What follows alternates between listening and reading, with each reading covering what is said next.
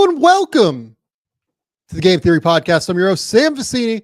Today, we're going to dive deep into the 2025 NBA draft. Bryce Simon and I are going to do a first-round mock draft, diving through the top 30 players in this class, including Cooper Flagg, Dylan Harper, Ace Bailey, Kasparas, Jakucionis, and many, many others. But first, let's hit the music.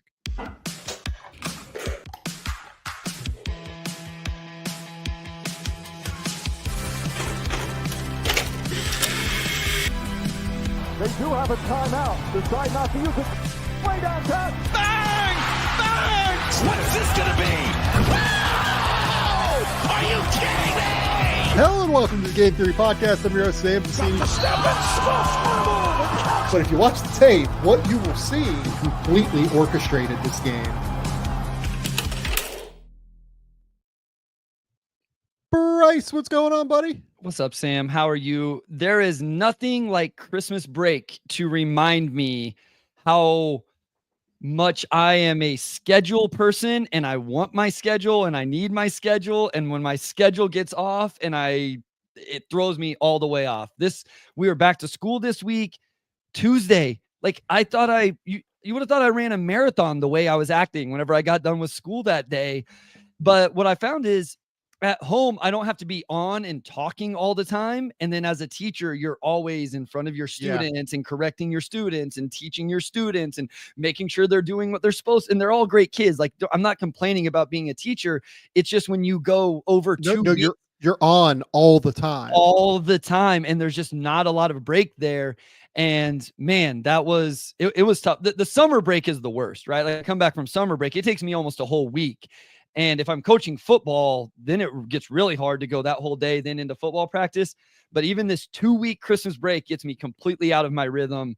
But back into it now. I don't want to complain. Being a teacher is great, but it is hard to adjust to those, just those schedule swings.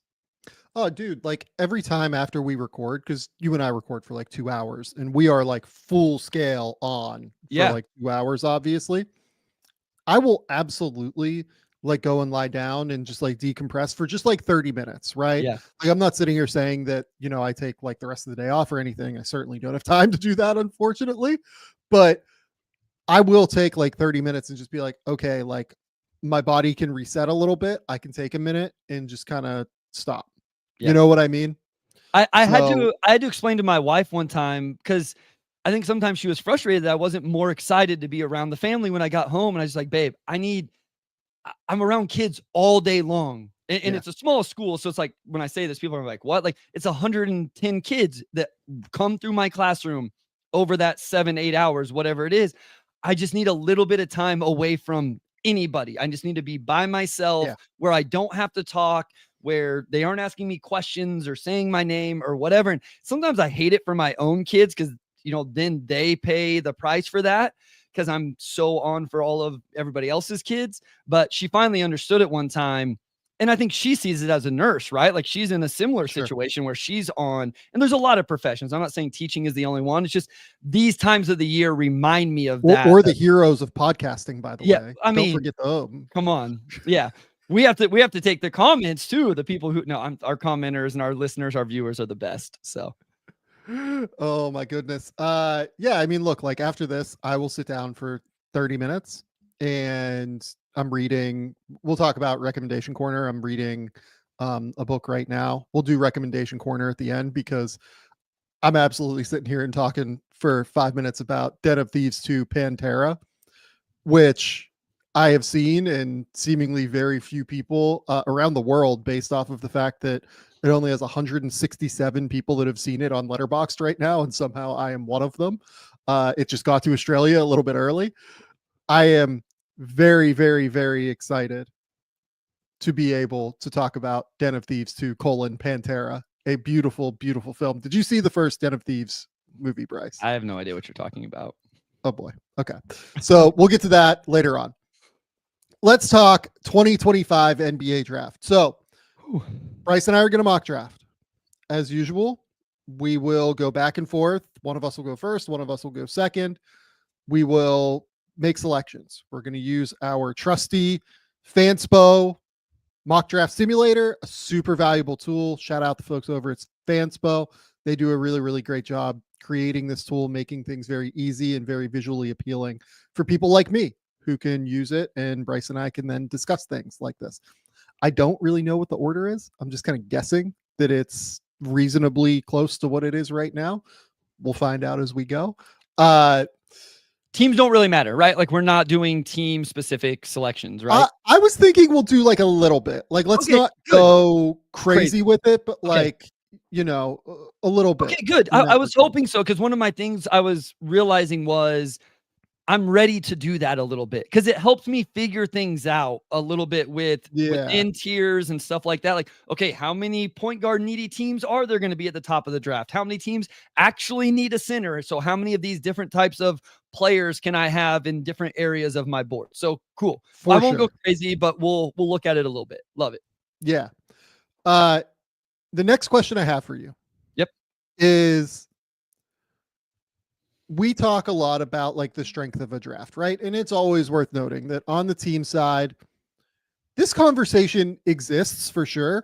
As far as like, look, I talk to people on the team side about it all the time. How strong do you think this draft is? How strong the talent level is? What do you think? Realistically, teams only have to find between 1 and 3 guys, typically, right? So it's a different concept for them.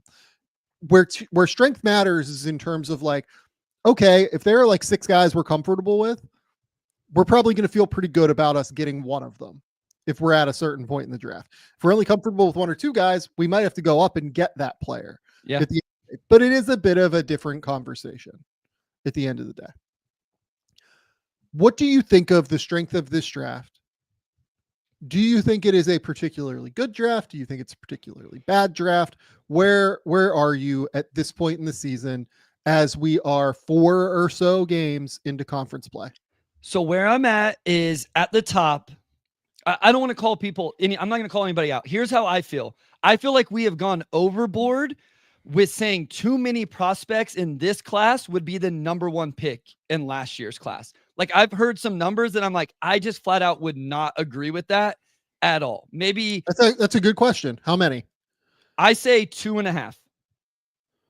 I think 2 no doubters, and then I would start to at least have the same tier of. So here's my thing: if it was Kasparas versus Alex Sarr, Kasparas is the number 3 player on both of our boards. I don't think I need a. Sorry if I spoil it for you. I think Cooper 100%, Dylan 100% based off what we've seen. Kasparas versus Alex. I just think there's a conversation at that point. I think Kasparas is awesome. I don't think it's no doubts for me. I will say for me it is. I would definitely take Kasparas over Sarr. I think there's like a real case to take Ace Bailey over Sarr. And if I'm being honest, I think NBA teams would, based off of my conversations right now, I'm not saying that doesn't change. I think that Ace Bailey would also go ahead of Alex Sarr. So to be clear, I would as well. All I'm saying is I feel like I sometimes hear people talking about it like it's just like not even like Alex Sarr wouldn't even be in the conversation. If you took Cooper and Dylan out and Alex Sarr was in this draft, he would at least be part of the conversation when we started the episode. But here's the thing that is real about that conversation. Last year was an outlier draft in terms of nobody being worthy of the number 1 overall pick. Realistically, like we can just say that. I had nobody as a tier 1 or tier 2 grade last year. This year, I at least have 3 guys in tier 1 and tier 2. I don't know if I'll end up maybe 2, honestly. Like I'm interested to see if Kasparas ends up as a tier 2 guy for me, but like I think that's probably going to be right. It'll be like either tier 2 or tier 3. Ace Bailey probably won't be a tier 2 guy for me, but I think teams see him slightly differently. The key is comparing this draft to like normal drafts, right? Sure. Okay. And that's kind of what I did in the mock, right? So I think that all of 2023, which was Victor, Brandon Miller, Scoot, Amen Thompson, is the top 4. Yeah. Right. That draft is better than this one to me, in my opinion. 2021, in my opinion, with Cade, Jalen Green, Evan Mobley, Scotty Barnes, Jalen Suggs, that draft is better. I also thought the 2018 draft was better too, which, if I remember correctly, 2018 is that the Markelle, Jason Tatum, Lonzo draft, or is that the one? Or is that No, 2017? This is the Luka Trey Triple J. Yeah, that's right. Yeah, I mean, the Luka, Ayton went DeAndre 1, Ayton. Bagley went 2, and then you had Luka Triple J Trey. Yeah. So to me, Shea. if you look back through the last 7 or 8 drafts, right, this one is right in the middle. Sure. Right. This one to me is just right in the middle of that group. And this is like a normal draft to me. Yeah. It's a good draft. It's a solid draft. I'm excited about talking about it. I'm excited to talk through it. But that's kind of where it sits to me. It's a good average draft. There are parts of it that I like. I really like the top 2 players. I don't like that group from like 4 till 20, 12, maybe, 4 to 18, Yeah. something like that. The rest of the lottery. So that's what I guess that was what my point was going to be, is if you start saying anything past 3 or 4, I just can't agree with that, because I had a conversation with you about this. I've had a conversation with somebody else today about this. I've switched my number 5 prospect like 5 times in the last 2 days. And I'll feel like I have to really like, hey, I realize that this player is, I really struggle to finish out the lottery. Where I think it's gotten a little bit stronger for me is I do find myself liking a little bit more guys in the 20s. And I don't know if that's where you were going, but I find myself, hey, into the first round, top of the second, I can get behind these guys. But this into the lottery, middle portion of the first round is just not, I don't think it's great value. If you want to ask about value, I don't think that that's great value there in those areas right now. I struggle with a lot of those guys. Like, man, do I really think this guy is the number 10 prospect or what? Like, I have Ben Saraf still at number 10 on my board. Yeah. And like, I understand all of the concerns with Ben Saraf. Like, I get it. And I understand, like, I felt better about probably Devin Carter at number 10 last year than I do about Ben Saraf at number 10 this year. And so that's where I get a little bit frustrated when we say this class is so much better than last year in its overall strength. And I don't know that that's completely true. No, I actually liked. So like here's a fun comparison that I've brought up to multiple NBA teams now.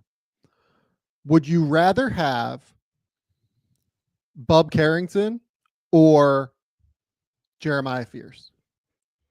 Ooh. Because both are super young guards, you know, guys that were 18, you know, will be 18 when drafted.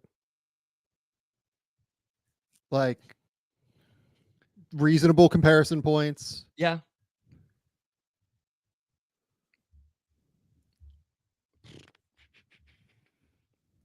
I'd say I think Fears has more upside, I think is what I would say, but I actually like Bub's polish. I like his shooting ability. I like his passing ability more than Fears. So that's what I was going to say. I think Jeremiah Fears offers more upside than Bub as well. So I guess it depends on where I'm at in terms of my team building and what exactly I need. It's a conversation though. Yeah. And we'll talk about Fears whenever we get to Fears, maybe a little bit more in depth. I'm lower on Fears than what I think some people are, while also acknowledging the real upside he has as somebody who can just get to the rim at a serious level. So maybe this is the point where we dive in and talk through this. Yep. In my opinion, it doesn't really matter who goes first between the two of us, because there are 2 guys at the top. Like, one of us is going to get one of them. One of them is going to be able to talk about the other one. You know, do you care? Which one do you want to go? I think where it matters is after the top 4. Like, my guess is we could do this slice it any way we want it. And the top 4 is probably, at least the top 3 is going to stay the same. I don't know. Maybe we should give you 4 because I think there's a chance maybe yours goes a little bit different. I don't know. Probably not. Maybe. Yeah, let's do it. Let's do it. Okay, you go number 1. So I will go 2. Okay. Bryce goes 3. I go 4. We basically just alternate back and forth. Yeah, and then that forces me to go 5, which is going to make me very uncomfortable, and we'll be good. I love it. Okay, so the number 1 overall pick is going to go to the Washington Wizards, and who boy do they need it? Please make your selection at number 1 overall, Bryce Simon. Yeah, I'll take Cooper Flagg here. I will stay there. Cooper is still number 1 on my personal board. Dylan Harper is right there with him. I'm sure we'll talk about him a lot very soon. I suppose as we get deeper into this, we can start to have a conversation about, hey, would certain teams go this way or that way, right? Like if they very strongly end up in the same tier, my personal drafting philosophy is then you can start to have conversations about fit. For Washington, I think Cooper Flagg steps in and fits just fine. And that would be interesting pairing him with Alex Sarr, who's also like had a sneaky, I think you did a breakdown on him recently, right? Sam Vecenie on Alex Sarr. Did you not do a video? In theory, we'll talk about that at the end of the show. Oh, okay. Yeah. My bad. So, but shot the ball really well for a 15-game stretch. Anyway, Cooper Flagg, everybody knows the defensive aspect of his game. I think that's the floor of what he offers a team. And then over his last few games, and we've talked about conference play, and I'm sure we'll mention this throughout as well, has really scored the basketball very well, very efficiently, got to the free throw line, made his free throws, all of that stuff, showed off the passing. To me, he is still the number one pick and has stayed there throughout the season. And here's the other thing too with Cooper Flagg that is just worth noting. He's getting better as the season goes on. He's averaging 17.5 points, 8.5 rebounds, 3.7 assists, shooting 46, 31, 78 from the field. Awesome defensive basketball player. I would argue that that is the place where Cooper really shines is on defense more than anything. The energy, the athleticism, the physicality, the motor more than anything. Here's what I would say about Cooper Flagg if he goes to Washington. I don't mean this disparagingly toward anybody with the Wizards particularly, but I do think that more than any other team in the league right now, the Wizards probably need an influx of just the most competitive human being that you would possibly find. Sure. Cooper Flagg is one of the most competitive players to enter the NBA in the last decade. And I mean that genuinely. He is special in that regard. His motor, his intensity, his like drive to get better, his drive to succeed. All of that is so real. And when you look at Washington, you'd be creating a front court defensively of Alex Sarr, Cooper Flagg, Bilal Coulibaly. You'd be setting yourself up for a top 5 defense league eventually, once these guys get a little bit older. On top of that, like you could use another like shot creating wing who's big, who's physical, who's strong, who can get to his own shot. Cooper, I think, has displayed that at times this year. It's worth noting that he's 18. The jumper is still coming along. Overall, his mid-range shot is much better than his three-point shot. We'll see how it goes, right? I think he is very clearly the number one guy for me. I really like Dylan Harper quite a bit. But I would still there's not a spot in the league where I would take Dylan over Cooper right now. Yeah, I mean, I think the conversations around that come whenever like he has a rough shooting night or offensively or something like that, right? And I just think it has looked good enough, especially when you factor in the free throw percentage. And I don't want to over like emphasize this, and it's going to come up with different prospects though. Like the shooting is always a huge part of almost all of these guys. And while the 3-point percentage is at 31, he's almost at 80% from the free throw line on, at 80 attempts. And so I think that jumper will continue to grow. We've seen the passing and the playmaking ability. I don't think the offense was going to have to really, really struggle for this to become a major conversation, like a major ability for Dylan Harper to catch him and surpass him in any substantial way outside of maybe one or two teams. And I just don't think Cooper Flagg has given up anything. He hasn't given any edge because his offense has been so bad. Like it's been quite the opposite. I think his offense has been good. And as you mentioned, more importantly, has gotten better. And if he continues to do this through ACC play, it will be extremely impressive. Yeah, I don't really, I get why it's a conversation for some people. For me, I would take Cooper at number one. Dylan Harper's a great prospect, and I am an enormous fan, and I'm taking Dylan Harper right now. There is not a team in the league that I wouldn't take Dylan Harper at number 2 for. I agree with that. Dylan Harper has been spectacular this season. So here at number 2, we have the New Orleans Pelicans. I am fascinated, truly fascinated to see what the New Orleans Pelicans look like after the trade deadline. It seems like Brandon Ingram probably won't be there. Zion came back. We are going to do a full breakdown on the channel of Zion's first game back. It looks like he is not going to play in the next game somehow. And, hopefully he gets back again soon. I am excited to see him play. I was excited to watch his first game. He was not awesome on defense, but was quite good on offense again already, even though he didn't quite have the first step that we have seen from him previously. But this team still, to me, and look, this probably comes from me not being like an enormous DeJounte Murray fan.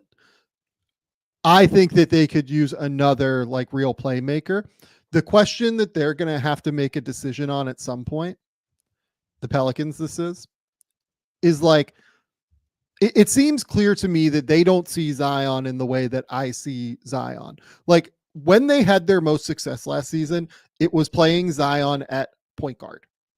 Like they were so fun last season when he was the lead ball handler and playmaker and everything like that. I would like to see them use him like that. That would be really fun. But it seems like they're not going to. So, by trading for DeJounte, it feels like to me that they've decided not to do that. Right? If that's true, then Dylan Harper is like the perfect guy to me, because Dylan Harper is a fantastic shot creator. He's averaging 21 points, 5 rebounds, 5 assists, shooting 52% from the field, 37% from 3. He is a good pull-up shooter. Not a great pull-up shooter yet, but a good pull-up shooter. More than anything, he just has this understanding of how to get in and out and like through cracks through in the defense, just with his hip flexibility and his ability to play with bend. And then also, I don't know how you feel about his finishing. If you look at the numbers in high school, it wasn't great, but I always loved the tape of the creativity that he displayed as a finisher. This year, the finishing has been good. I'm interested to see how it holds up over the course of conference play. But I do want to see more about how the finishing holds up, given that he is not an overly explosive player, given that he is not necessarily a guy who's going to like rise up and like throw down on you with that left hand.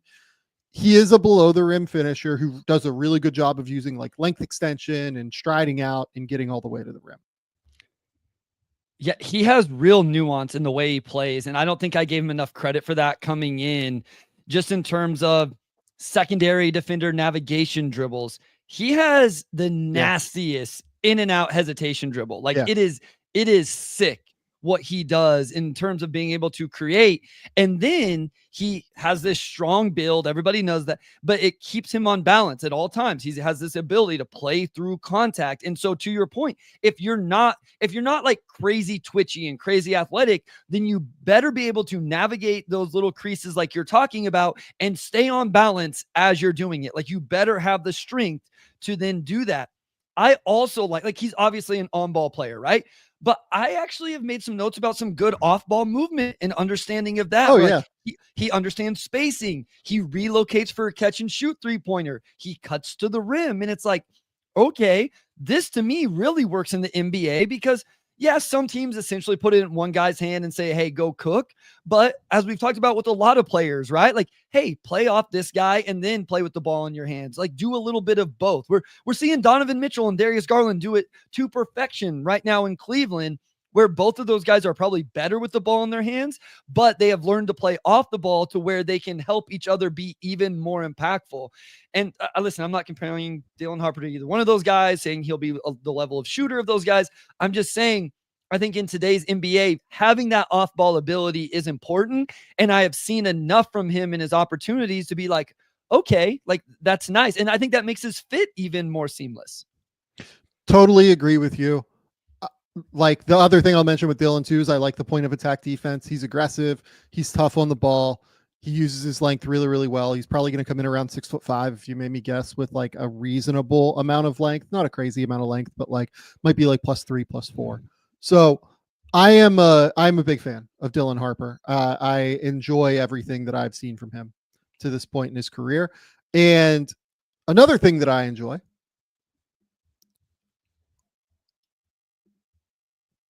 is Prize Picks. Shout out to our good friends over at Prize Picks. Prize Picks is the best place to get real money sports action. With over 10 million members and billions of dollars in awarded winnings, Prize Picks has made daily fantasy sports accessible to all. We love Prize Picks here at Game Theory because of how easy they make it to get real money sports action. We have got the wild card round of the NFL playoffs coming up here. We've got Russell Wilson. We've got Lamar Jackson without Zay Flowers. That feels like a pretty good way to take the over on Derrick Henry's numbers. So probably going to be a little bit lower against the Steelers defense, which has been really good against the run this year. You can make your picks over or under on if you think certain players are going to get more or less yards in a certain game, if you think they're going to score touchdowns or not. And you can turn your sports opinions into real money all season long over on Prize Picks. Download the app today and use the code Game Theory to get $50 instantly after you play your first $5 lineup. Download the app today and use the code Game Theory to get $50 instantly after you play your first $5 lineup. Prize Picks, run your game. Okay. Next, Bryce, you are up at number 3 for the Toronto Raptors. Interesting. Okay. So I'm picking for Toronto. You are picking for Toronto. That is right. I'll stay with Kasparas here. I'll go ahead and go with it. Listen, this is where things start to get really interesting for me. We'll talk about Ace in just a little bit and maybe why I didn't go here with him, even though I've been a big Ace Bailey fan throughout all of, going back. I thought he had a chance to really compete for the number 1 pick, to be honest with you, at one time, and it just hasn't quite been there. We'll get to that. Kasparas has been awesome this year. So the numbers are 16.5, 5.5, 5.5. The turnovers are an issue. I think that may be my biggest concern with Kasparas right now at over 3.5, but he's doing it on 50, 40, 88. Like, it's just too productive in a big time conference, in a big time role, and a player that I liked before it came into the season. Like, I was big on Kasparas coming out of the summer. So listen, the Toronto situation would be interesting in terms of Scotty Barnes and how much he plays with the ball in his hands, and IQ and RJ Barrett and all of that. Like, I think, if I really wanted to think about fit, there's maybe an Ace Bailey conversation here that maybe that should have been the way I went. But I kind of wanted to go ahead and give Kasparas his due credit with the number 3 spot for this one. Yeah, no, I'm completely with it. This is absolutely what I would do if you have not done so yet. Yes. Go check out the video I did breaking down Kasparas Jakucionis' game. Talked about it for an hour or so over on the YouTube channel. You can see that here on the screen. If you're listening via the podcast feed, go subscribe to the Game Theory YouTube channel, Game Theory Podcast with Sam Vecenie. I do a lot of YouTube exclusive stuff just because I like to break down tape and I like to kind of show my work for people. And Kasparas is a really good example of that. I broke it down for 50 minutes, talked through everything that he showcased this year. Has been really, really fun. And I have really enjoyed doing those. So go subscribe to the Game Theory YouTube channel. So if you look at Kasparas' last, I believe it's 8 games. Let me get the numbers here. Over his last 9 games, Kasparas is averaging 20 points, 5 rebounds, 5 assists, shooting 50, 46, 90. And by the way, those games aren't necessarily against like the low end part of Illinois' competition. Arkansas, Northwestern, Wisconsin, Tennessee, Missouri, Oregon, and Washington are 7 of the 9 opponents. Correct. So not only is Kasparas like playing better as the season goes on, he's playing better against better competition. Yep. As the season goes on. I think he's like figuring out basketball. I think he's figuring this out. in a real substantial, like tangible way as he continues to go. He's processing the game. Things are slowing down for him, and it's getting really, really, really impressive to watch him play. What I will say about the turnovers, which is the thing that you brought up. Yeah. This is my biggest worry. Like if I had one hang up, because I want to get your thoughts on the defense, because I saw you tweet that you thought it improved. I don't think it's that bad anymore, okay, by the way. So it was, I haven't seen the game that you broke down, and I thought it was a mixed bag up to that point. So it doesn't surprise me that you came away with some positive. That's encouraging. The turnovers are the bigger issue for me. Like every game I watch, I'm just like, man, he keeps turning it over. Like, where are you at with that? Like, do you think it just is what it is? It's going to be part of his art, of who he is as a player. Have you pinpointed something specific with them? Anything like that maybe you've I think he's competitive is the big thing. Like, I think that dude fights and scratches and claws and like is willing to play hard on defense. I think that early on, I thought he really struggled to deal with screens and would get clipped on like a ton of screens. Yep. I think he's getting better at that throughout the course of the year. I think he's starting to figure out like when he can help and when he can't. He was kind of bad at that in the Washington game. I thought in a couple of the other games that I watched that it was kind of okay. Actually, he had like a couple in the Washington games where he helped off of like same side, and that was really annoying. Like, I don't know why he did it. Like you would think a smarter player like that just wouldn't like kind of wheel off and help same side in that way.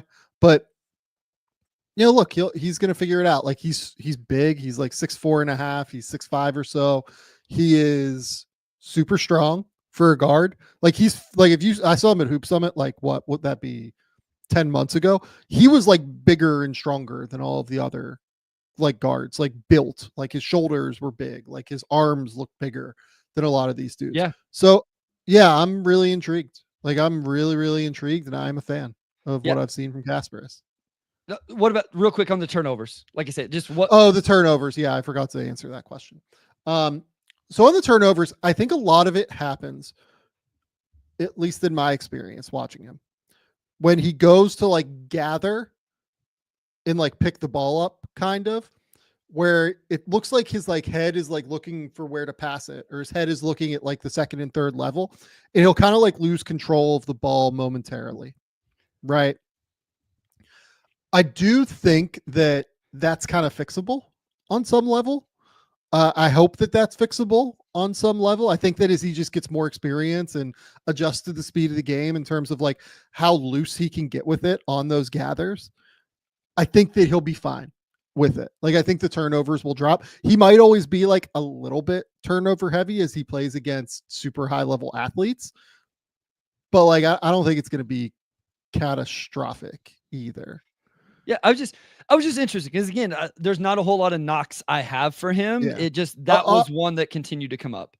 Honestly, like a guy that he reminds me of a lot is a guy that you and I are big fans of, Austin Reeves. Like he reminds me a lot of Austin when I watch Austin. And I think Kasparas honestly like probably has slightly better passing feel than what Austin does, which is saying a lot because I think Austin can really pass the ball too. Yeah. So that's kind of where I'm at on the whole thing with him. Okay. I am up at number 4. I did not realize the Charlotte Hornets were going to get number 4. Yes. I'm just going to say this up front. Yes. I cannot imagine a worse landing spot for Ace Bailey than the Charlotte Hornets. Go somewhere else. Go somewhere else with it then. Like, I think it would be so like to me, where Ace Bailey is going to succeed, in my opinion, is a place where he can go settle in as like the 4th, 5th option early in his career, get some reps with the bench unit where he gets to go and create. But more than anything, like early on, get to a spot where he can kind of settle in a little bit more. Get shots that are open directly off the catch and shoot the ball. That'd be amazing to me. And yet also, I don't think I can take VJ Edgecombe over him here. I think VJ is probably the best fit. Like VJ is like a serious minded individual who really defends. Yep. He's competitive. Like, he would be a really good fit, in my opinion, in between Brandon Miller and LaMelo Ball. I agree. Like, VJ would be like the perfect fit here. I agree. Do you have them in completely different tiers? Yes. Okay. Then stay with Ace. Because VJ's Hasn't shot it yet. and the on-ball stuff is concerning. Like, Fair. the left hand is not very good right now. I think he struggles to be able to create consistently out of ball screens. Yeah, I am still going to go Ace. And like, here's the thing, right? With LaMelo and Brandon Miller there, like, he probably can be more of a catch and shoot guy. Yeah. At the end of the day. And this would allow the Hornets to have a bigger, longer team build as they continue to grow and mature. They might have a chance to be a really good defensive team at that point. Because I will say this about Ace. Ace's defense has been a little bit up and down, particularly the off-ball defense. Yes. But when he locks in defensively, it is like in the Alabama game, for instance, like, he was super switchable. He was aggressive. He was disruptive. I thought what they wanted to do as an on-ball defender. I thought he was engaged as an off-ball defender in that game, particularly. I think I'm still comfortable going Ace here for the Hornets, but like, they would need to say to him, like, none of the pull-up bullshit, at least early on. Like, let's get you catch and shoot threes. And here's the other thing that I actually kind of like about this fit. Charles Lee has done a really good job of creating an offense that is built around like very similar concepts to what the Celtics do, where they try to create mismatches and guys get catch and shoot threes. Ace needs to be willing to just take catch and shoot threes on some level. And that would be great. I do still have Ace at 4 on my board, but that's not frankly, just full transparency here. It's not because I love Ace. Yep. I'm not the biggest fan of Ace Bailey, in all honesty, as a player. But I do respect the upside. I understand how young he is. I think he's a very serious, significant shooter. Like, I know what the numbers say shooting wise, where, he's making 35% of his threes or whatever, and 46% of his shots overall. You watch the level of shot that this guy makes, and you look at how clean it comes out of his hand. You look at the touch level. Like, if he gets more open shots, he's going to be a really high level shooter, I think. That's why the name for me has always been Michael Porter Jr. with Ace Bailey. I don't know that there is like upside for him as a star if he can figure out how to pass the ball and play make and things like that.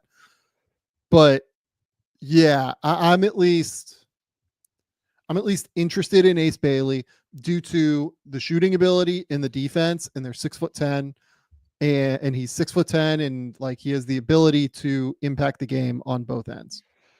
So my ceiling for Ace Bailey has not wavered a whole lot. I think the floor is just more than what I thought. I mean, I watched him drop almost 40 on Indiana on a week ago, shooting 4 of 8 from 3. He took 29 shots, but Sam, he went 16 of 29. Like, I'm gonna break down that game on the YouTube channel probably after we're done recording. Like, I'm going to record something on that game. I personally did not enjoy that game. I will say I've seen it, but yes, we can talk through it. No, I'm just like 39 points, 8 rebounds, 4 blocks. He hasn't turned the ball over in his last 2 games. Actually, all I'm saying is, against another Big Ten opponent, he shot 29 times, but he made 16 of them. And again, shot well from. I think what concerns me is the floor. I think I thought he was going to be a little bit better defender than what he's been so far. You mentioned the off-ball defense and kind of the inconsistency there. I think the shooting number that worries me more than anything is actually the free throw percentage right now, which is at 55. And what worries me is, I don't disagree with the Michael Porter Jr. idea, but I'm like, okay, let's say he's not this superstar 2-way wing that I thought he was going to be, and maybe still could be. if he's going to be Michael Porter Jr., what if he also doesn't shoot it that well? Like a big part of what Porter Jr. does is being able to really, really shoot the basketball. And I just wonder about the shot. I don't know that I'm quite as positive in the shot, even though I completely understand the level of shot diet that he has, and that being, really, really difficult. So I still have him at number 4. I'm not a non-believer. Like, I'm not trying to get out on Ace Bailey by any means, the way I've seen some people have decided to. I just have a little bit more concerns than what I thought with a 6'9" wing who can really make shots, that I think is like kind of the archetype is what NBA teams are looking for. And so that's tough. Yep. Okay. Bryce, you're up at number 5. This is the Utah Jazz. So I would love to give them a point guard here. I think Egor makes the most sense in regards to that. VJ is the best player on my board. So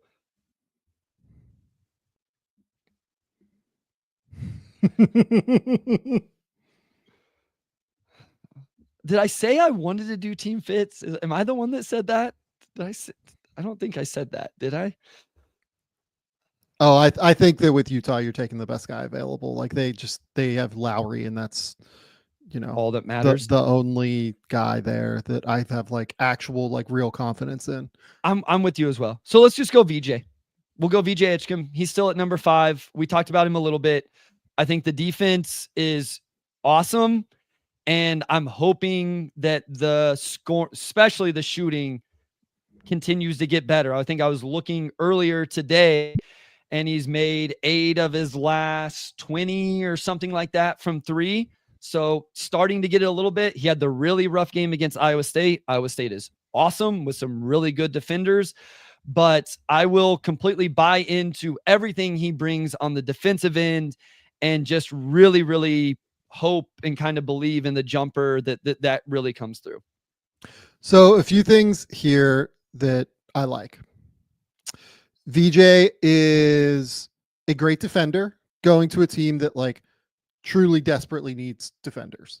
I think Will Hardy's a really good coach, and they just have like no chance to defend every time I watch them, because they just don't have good defenders on the team.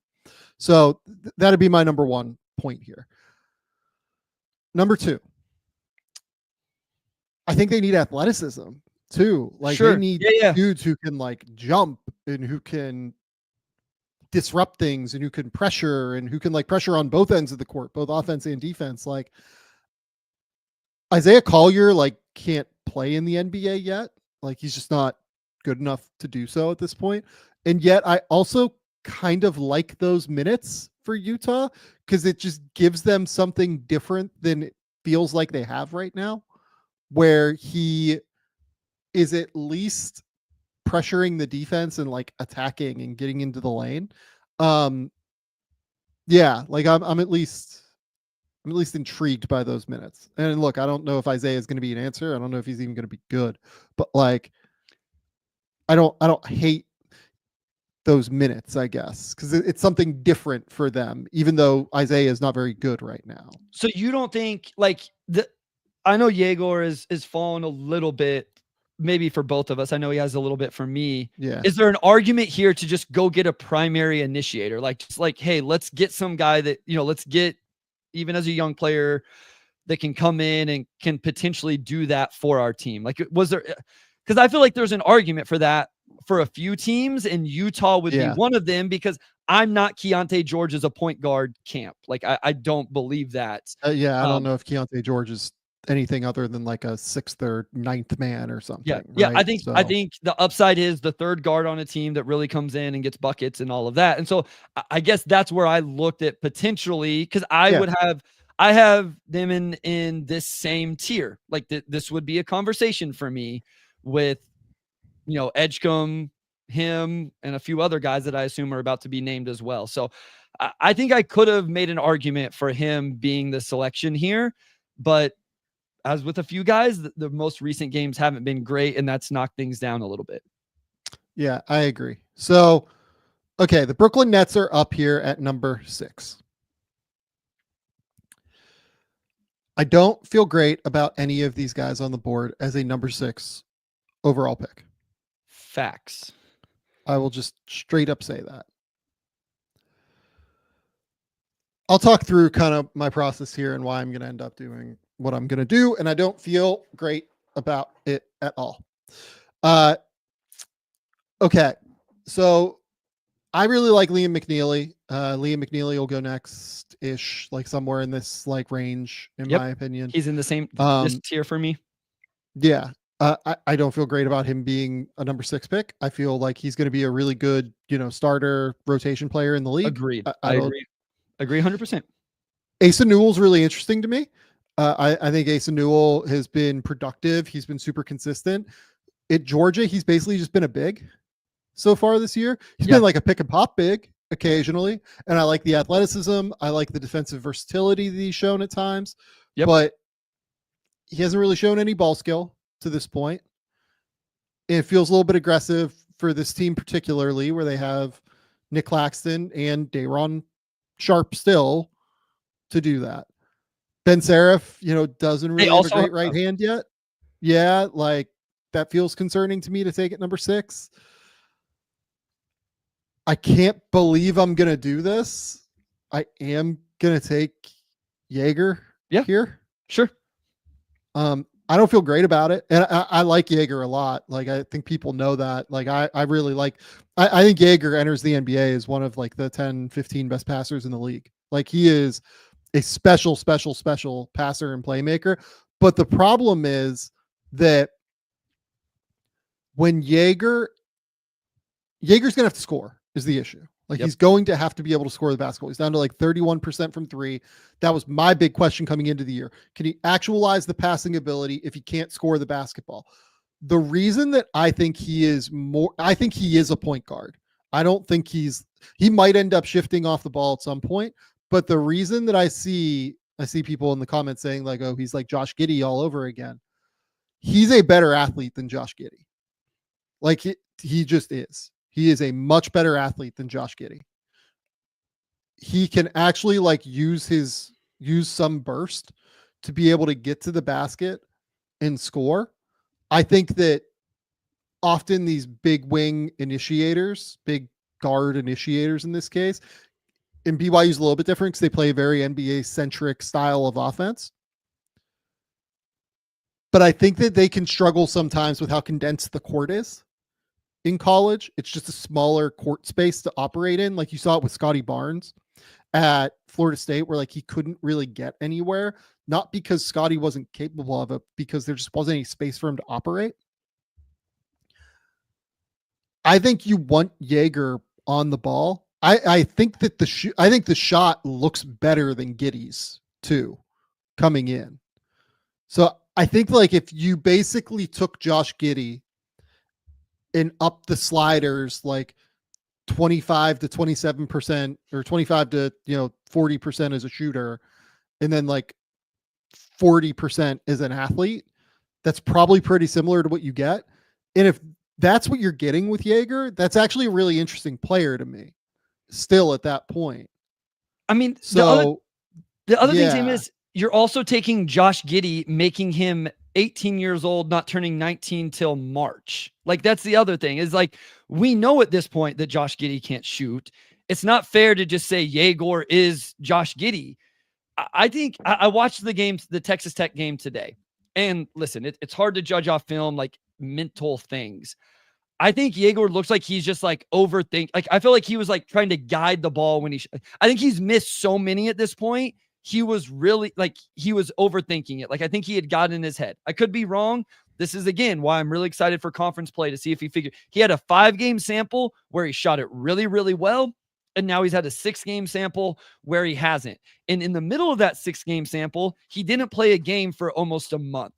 And so I guess because he had the knee injury as well. Yes. Yeah. And so I am interested to see if it balances. Like he is very much one how does the jump, because I don't question the passing like you, any of that, like that stuff is real. I think he has some defensive playmaking. Like I think he's very active with his hands and his length. You mentioned the athleticism.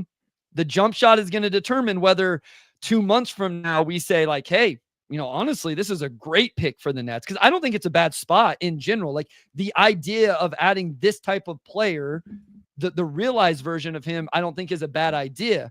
Or are we going to have him outside the lottery because it's just like, hey, like he can't shoot it and none of the other stuff is going to end up being able to happen?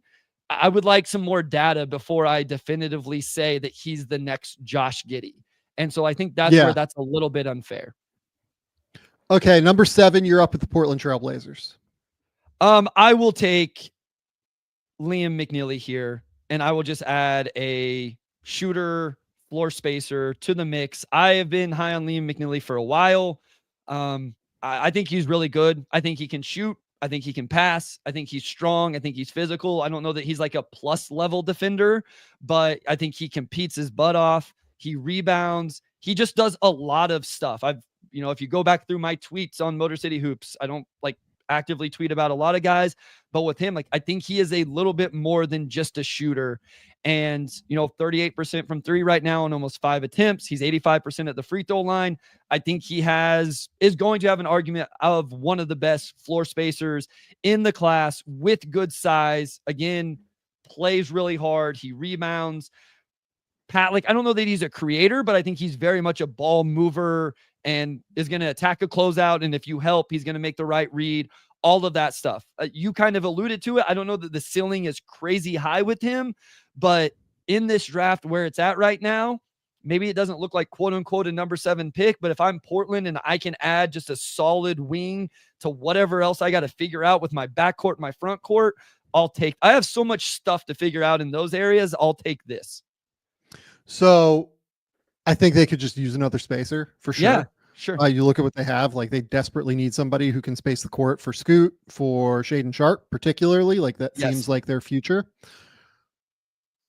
I would say also that like I've really enjoyed UConn putting Liam on the ball up until he had this ankle injury.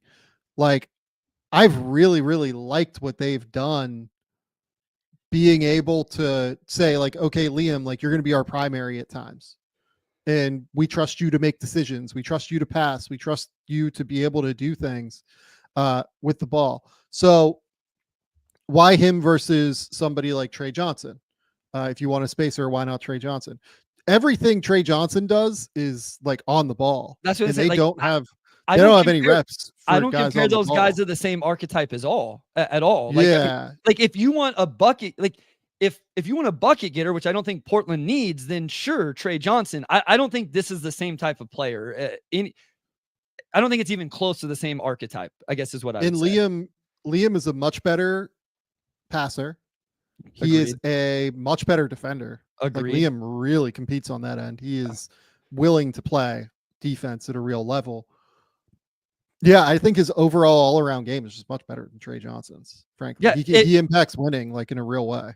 Yes, I've been, again, you can go back. Like I've been tweeting about him for a while just because I thought he was a little bit underrated coming in. He was part of for people that don't know, he's part of the Montverde team, right? With Cooper Flagg. You mentioned Newell earlier. We'll talk about him. We'll talk about Derek Queen eventually, like a very loaded. And I think because that team was so loaded and because Cooper was so good, I think Liam went a little bit under the radar. Here's the thing about it though. Since high school, Sam, Liam McNeeley has had to be the connective tissue. So he understands that when I go to Portland or wherever he ends up, how to be that connective tissue and all of the intangibles that make you successful in that role. It's just a kid I really believe in terms of just being successful and providing winning type plays, whether it's floor spacing, diving on the floor, taking a charge, whatever it is. Maybe the upside is a little bit more off the bounce. I think he has a little bit more than maybe what even I give him credit for at times, but I wouldn't expect that early in his NBA career. And you mentioned it, he's injured right now. Sounds like he'll be out for a little while. Still was in a boot last night in their game. So we may not get to see him or even the best version of him coming off, probably missing a few weeks when he does come back. Yeah. Oklahoma City here now at number 8 because they have Philadelphia's first rounder here. Uh, Of course it is. And they have 16 and 19, of course, in this class. I'm going to take Asa Newell here. Yep. This feels like a good spot for Asa to grow and develop. Has just been super, super productive. He has one game outside of double figures this season. In that game, he scored 9 points against Marquette. 15 points, 7 rebounds, 1.1 assists. He's made a few threes this year. I think he's something like, 9 for 26, 9 for 25, something like that from 3 this year. Maybe 9 for 29. It's 31 now, but yeah, it's right under 30%. Sure.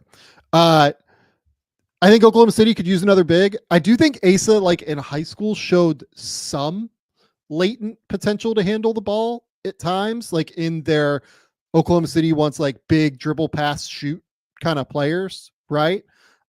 Newell is long, he's athletic, he's versatile defensively in the way that Oklahoma City likes. 6'11", 220 pounds. Really, it does depend on if he is capable of continuing to put on weight or if he's going to be more of like a 4-man at the end of the day. Yeah. But has real potential to shoot it. This just feels like a team filling a potential need down the road. I think could play with Chet, could play with Hartenstein, could play off the bench with Jalen Williams in a way that's interesting because Jalen is such a good rebounder. By that, I mean Jay Will, not J Dub. Like, this just feels like something that would really work for Asa developmentally, and it would work for Oklahoma City in terms of like filling a potential need in a couple of years. And they could, allow him to grow a little bit slowly, which is probably what he needs as well. So I would agree with everything you said. I think this would be a great landing spot for him. The one thing I would mention, along with like ever playing like the 5 exclusively, he's an incredible offensive rebounder, almost 4 a game, like incredible impact. He actually averages less defensive rebounds per game than offensive rebounds per game. So like, I think that would be another area for him of growth and just that same impact on the defensive boards as the offensive boards. But really intriguing player. I kind of buy the jumper. I think I trust the touch. Has a great second jump. As I mentioned, great knack for the offensive boards. I love the versatility defensively. This would be a lot of fun for Oklahoma City if it played out this way. Yep. Okay, you're up at number 9, the Houston Rockets. What? Rockets have the Phoenix Suns first round pick right now, and that is all the way down at number 9. Of course they do. Which, by the way, this is the funny thing. So like, you and I did not like that trade really last summer, where they gave up the Brooklyn pick in order to get a Phoenix pick this year and to get more Phoenix picks down the road. Yeah. Right now, those picks are separated by 3. Yeah.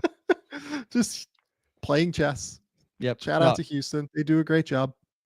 So Trey Johnson is the number 1 player on my board right now. Okay. He's not on mine. Not the number 1 guy on mine. So I don't think that makes sense for them though, right? Does it make sense at all?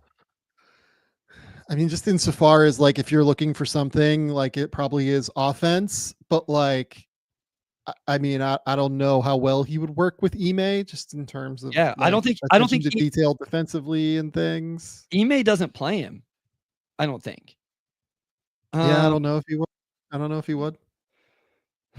It sucks drafting for the Rockets because they have so much young talent already. Like, the names on mine are like Trey Johnson, Ben Saraf, Knueppel, Fears. Like, do I go big? Do I go with the big here? Good. Yeah.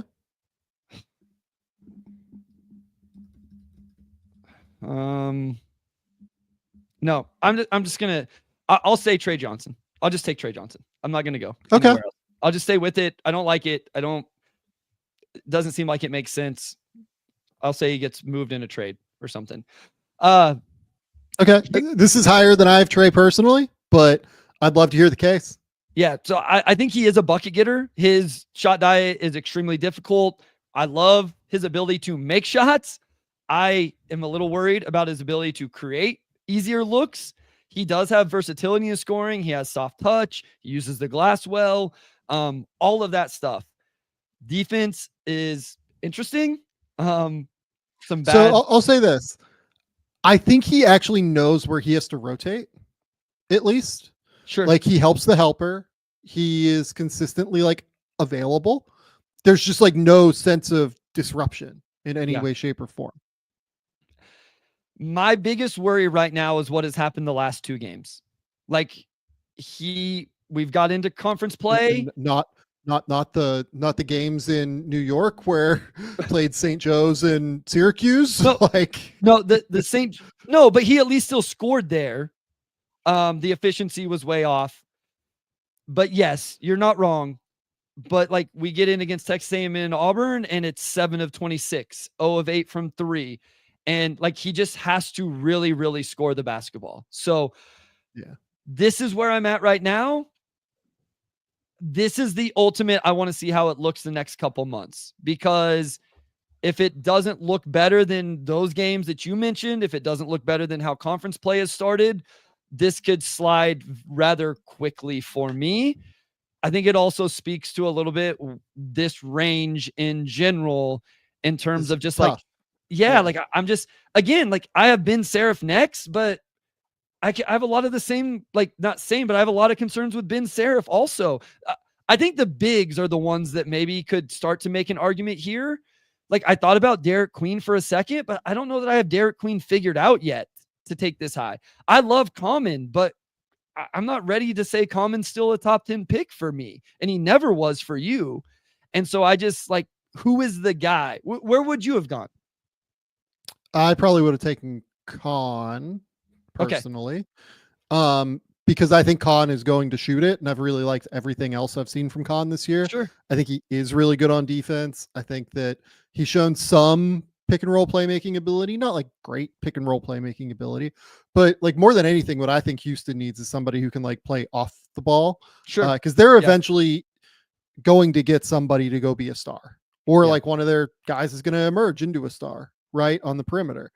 But I would want another guy who's just going to be in this range, like a fucking fantastic kind of off ball player who can shoot it and who I know defends and can do kind of everything like that. So I kind of skipped over all my wing forwards in this range because they just seem to have a plethora of those guys, but that makes sense. Like I skipped over those guys and went to the bigs, and I just wasn't comfortable with Common or Derek Queen this high, but I guess a wing could still make sense. Okay. Number, what am I at? 10? 10. Right? Yep. Chicago Bulls. Okay. So we're assuming this roster, if they have their way, will probably look quite different next year. No, if they have their way, it'll look exactly the same. If we had our way, it'll look different. Oh man, this is where it gets hard. This is where it gets like really, really hard, I think. I am still going to take Con. Okay. Here. I don't think Con is 6'7", like he's listed at for Duke. But he is big. Like the scouts who have gone to see them this year that I've talked to have been like, no, he's gonna be like right around like 6'5.5" to 6'6". Like that's good. Without shoes. Like he's a big dude. Like 13 points per game, 3 rebounds, 3 assists. Yeah, he's shooting 43% from the field right now, but you watch the process, and I think the process is better than that. And for whatever reason, he's just shooting 34% from 3 or whatever it is right now. And you watch the shot come off, the guy's a shooter. Like he's been a shooter at lower levels. He's been a shooter everywhere he's been so far. He was a shooter at the AAU level. Like he is absolutely going to shoot the basketball. I feel great about that. The thing I've been most impressed with though this year has been the defense. I think he's a real defender. Like I think he is a legitimately good defender who fights and who scraps and who claws. And he is also super competitive. And I think Chicago could use another guy like that is super, super competitive on the court. I'm going to go Con here for Chicago. Yeah. And I mean, I remember watching the first time I watched the high school film, and it was like, this jumper is real, right? Like very compact, repeatable form, comfortable shooting off sidestep, step backs, uses his shot fake well. Like he can really shoot it, like off the catch, off the move, off screens, off the dribble, all of that. And I think in one of those games I watched, like was making clutch ones late in the game. And so has real shooting gravity. And the 3-point percentage is at 36 on 6 attempts. So maybe he doesn't scream elite shooter. He's also 93% from the free throw line. So I think he's a good passer. I'm with you. I do think the defense is better than what I thought it was going to be. Like he looks like a strong kid and he's a competitor. And he may give some stuff up just because of a lack of overall athleticism or, fluidity or whatever, but it won't be from a lack of effort. And I think he's going to try to navigate screens and all of that. So, I like Liam McNeeley more than him. I have him, a handful of spots higher, but I don't think Khan is like out of that range at all. Like I like him right here. He's right at number 11 for me. So this is absolutely the range. Okay. Number 11, you are up with the San Antonio Spurs. Okay. I will just stay with my board for now. I'll go Ben Saraf here. Ginobili! Listen, Saraf is just going to be a guy that I just love his game. Like going back to the summer, I fell in love with his game. I know the jumper is a question, Sam. I really understand that the shooting is a question, but I think he creates a ton of separation. I think he's going to be able to. He is a truly elite decelerator. Yeah. Strong physical build, has the wiggle. You mentioned the decel, so the start stop. I don't know what the defense ends up being, but so here's what I would say. There has to be some sort of disconnect between what I'm seeing on the court and what Ulm is kind of asking him to do on defense, because there are moments where he gets pulled late in games for defense. Yeah. And I don't totally know why it is, based off of like his instincts and his playmaking. And I'm kind of intrigued by what that disconnect is. I'm just going to have to talk to some people over there and kind of get a vibe for, maybe I'm just missing something Ulm is trying to do on defense. But I really, really like, I love Saraf's IQ and intelligence. And I love the live dribble passing, but this is your pick, so continue. No, I was just gonna say, like, I like the defense more in FIBA. Like, that's when I fell in. Like, he was like really like cutting off Hugo Gonzalez and with his like cutting him off, giving his chest, anticipating all of this stuff. But with Ulm, I've seen him be disruptive, like active with deflections. Like maybe that's what it is. Maybe they're asking him to be a defensive playmaker, and so then sometimes it doesn't look as good. I also just have a ton of notes in here about him making winning plays, clutch plays, big buckets, like all of that stuff. And so good passes, even the mid-range jumper. I kind of buy him as a player and what he's capable of. I know there's right hand concerns. Again, I know there's jump shot concerns in general. I just kind of buy him. I've enjoyed watching him play going all the way back to the summer, and he's still a lottery pick right now for me. Yeah. He's a lottery pick for me too. I mean, look, like I love watching that dude play. He's fantastic to watch. He's super smart. The lack of right hand and the lack of jump shot right now are a little bit worrisome, I would say. A little bit worrisome. Okay. Number 12. This is the Sacramento Kings. This is where I'm going to go Jeremiah Fears, and this is where we have like the Jeremiah Fears conversation. So why am I taking Fears here when they already have De'Aaron Fox? I am worried about the De'Aaron Fox situation if I'm the Sacramento Kings, and I want an answer for if he was to leave. Okay. I don't know what to do with Fears yet. I'm just going to be completely transparent and upfront about that. I think he is an interesting upside swing on a lot of levels. I think that there's a real case. He's the most interesting player in this class right now, outside of Flagg, Harper, and Bailey, in terms of like trying to figure out what he is and trying to figure out like what the upside is. So averaging, and I don't know, after last night's game, he didn't have like a great game last night against Texas A&M. Averaging 18 points, 4 rebounds, 4 assists. does have an above average true shooting percentage. The reason he has an above average true shooting percentage is largely because he gets to the foul line a lot. And makes them. That's right. He makes his foul shots at 84% from the field. Yep. Even against, you can't say that Oklahoma has played a terrible schedule to this point, up until recently with these last 2 games. I think their non-conference strength of schedule was, let's see, I can pull it up right here. Non-conference strength of schedule this year was 328th in the country. Yeah. But even in the good games that Fears has played, has a 62 true shooting percentage. The problem is he has a 25% turnover rate in those games. And in general, he turns the ball over way too often. Like his turnover issues to me are more concerning than Kasparas's. Kasparas's I can pinpoint, like, okay, they typically happen when he's in the mid-range, when he's gathering and he gets kind of crowded. This is something that can be fixable. With Fears, it's kind of in every circumstance. He turns the ball over. So that's a little bit worrisome to me. Also not a shooter. He's shooting below 30% from 3. If you look at the overall skill levels too, he is very fast. He gets to the lane all the time. Like consistently lives in the paint. But much like with what my questions were with Nolan Traore coming into the year, how does he actualize that skill set is kind of my question. He's an okay passer. I wouldn't say he's like a visionary passer.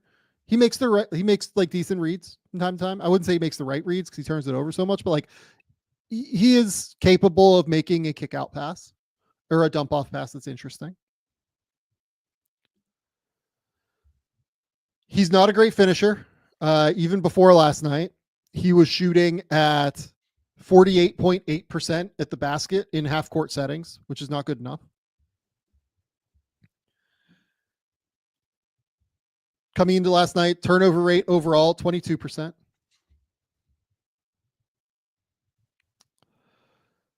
Doesn't really shoot threes. Has a decent in-between game. Has a nice little floater game. But like, not super strong. So you're basically betting entirely that his rim pressure is capable of being a building block for him to continue to grow. Right? And for him to continue to get better. Because if you put Jeremiah Fears in the NBA next year, it's not going to go well. Just point blank. He's too skinny and his skill set just isn't quite there yet. But he's so fast and he's so capable of getting to the rim that could be a real building block for him to continue to grow and get better at things. I also haven't loved Fears' defense for what it's worth. Like I'm not. I'd say depending on if you either. I was gonna at least bring that up a little bit. That not a whole lot of positive notes from me on the defensive end outside of the playmaking numbers. So being like 6'4" and like the scouts that I've seen have questions if he's 6'4". The scouts I've talked to have questions if he's 6'4". He's the guy to me that like has the biggest fluctuation point. Honestly, I took him just to like talk about this because I wanted to talk about it before we start speeding up. He's the guy to me in conference play that has the biggest delta between could he be like a top 5 guy at the end of the process? Maybe. I think probably not, but like it's not impossible. I can't rule it out right now. Could he be going back to school in 2025, 26? Absolutely. Depending on how SEC plays or SEC play goes.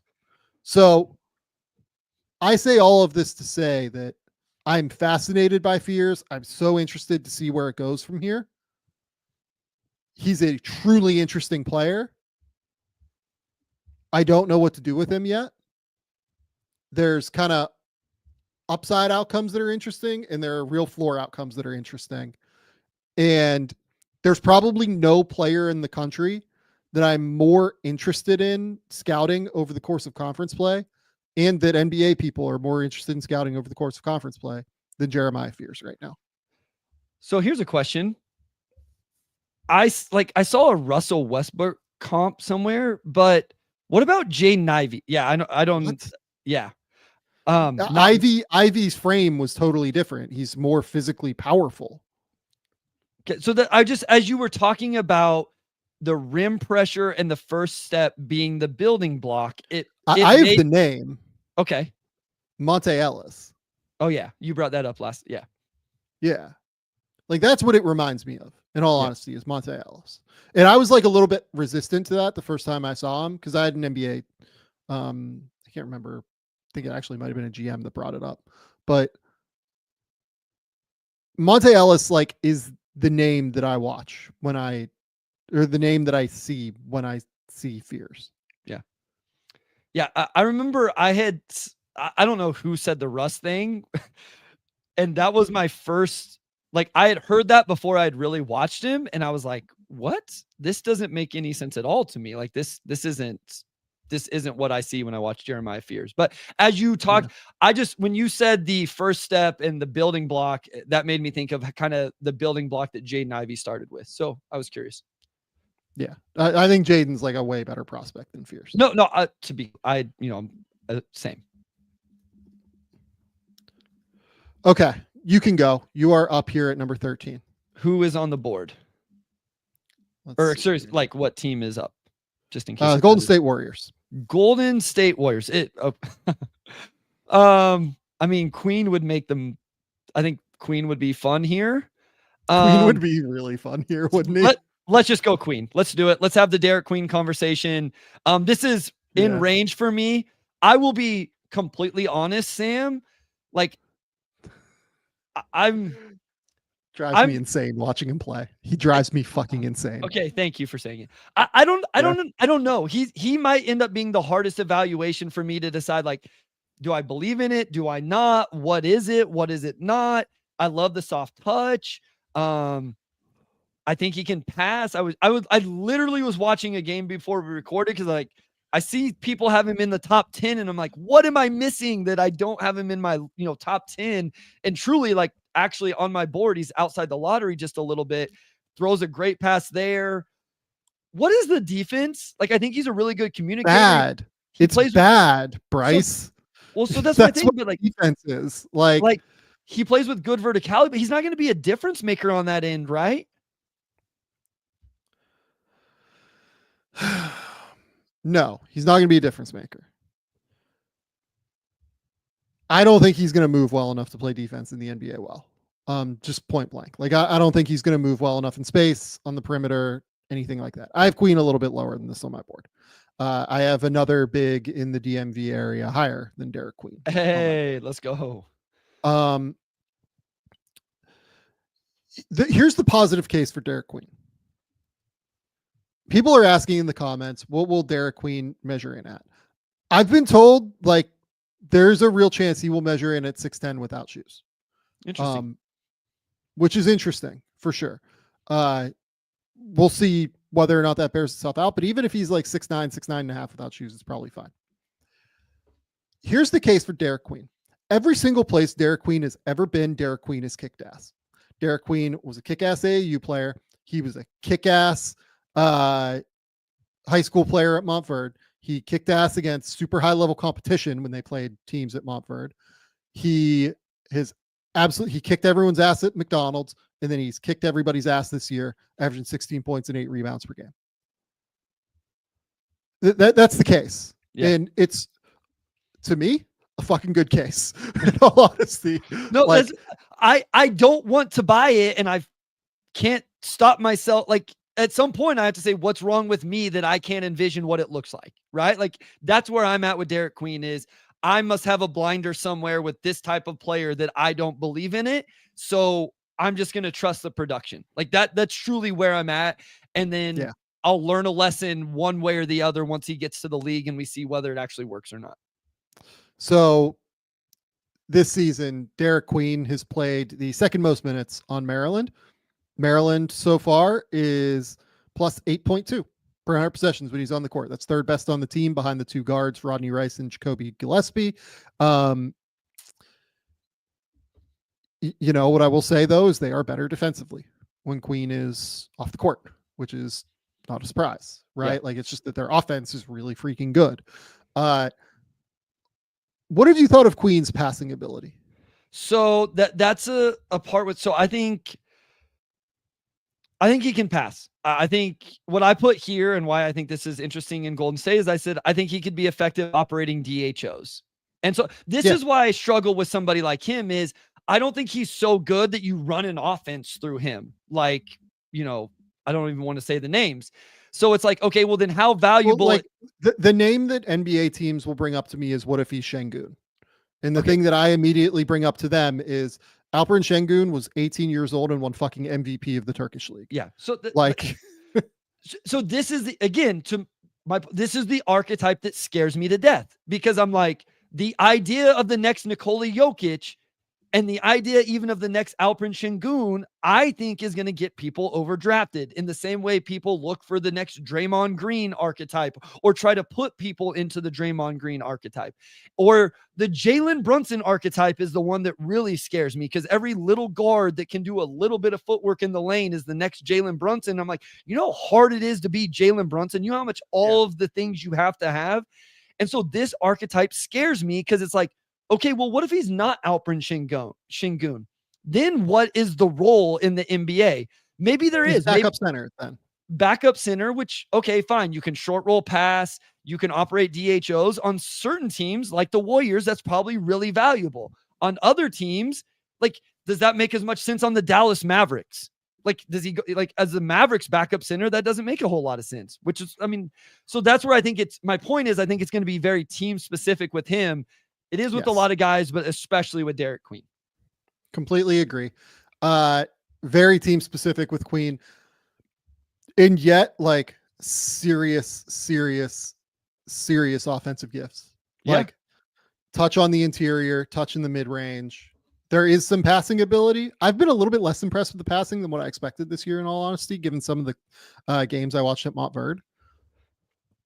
The defense is it. Like, he's going to have to figure out how to defend. I haven't seen that yet, though, in all honesty. Okay, number 14, I am up again with the San Antonio Spurs. You have already taken Ben Saraf for that team. Okay. Okay, you have ruined me on some level. I am going to go. What am I going to do here? What would you take if it wasn't? Oh, you're still going to go guard. Okay, go ahead. My bad. Wow. Okay. I'm going to go. This will be a fun conversation. LeBaron Philon. Okay. Here. And how good do I feel about this pick? Not great, because you know what I'm doing here for another San Antonio player? I'm taking a player who can't shoot. But perfect for Victor Wembanyama. Let's continue to put players around him that cannot shoot the basketball. Ideal. But here's the thing. LeBaron Philon is fucking good at like everything else. Yeah, he is. He's a really good passer. I like it, if I'm being completely honest, and you know, I try to do that on this show. I personally like him a little bit more than Fears, but I wanted to have the Fears conversation a little bit earlier in the show. So I took Fears. LeBaron Philon to me is a really athletic downhill guard. I think he's a better defender than what Fears is. And I also think he's a better passer than what Fears is. He has the ball in his hands less than Fears does at Oklahoma, which is why the assist numbers look different. I think Philon's a much more interesting, creative passer than what Fears is whenever I watch Philon play. I really think that San Antonio could use a answer at the point guard position long term. Maybe it could be somebody like Saraf. Maybe it could not be somebody like Saraf. I like the ability of Philon to get downhill, to be able to create shots, to be able to kick out, to be able to score at the basket, and to be able to get into the mid-range. Any thoughts on LeBaron Philon here? And if I am way out to lunch? Listen, I have him as the top guy on my next tier of players. So, like,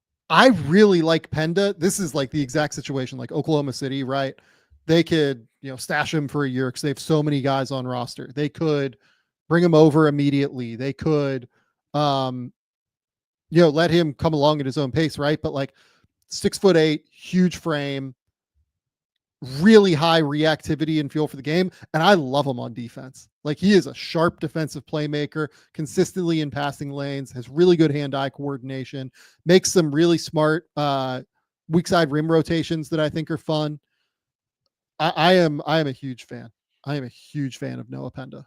Yeah. So just for context with me, like he's very much in this board. I only have him, like I have him in my top 20. Like he is in my top 20. I like his game.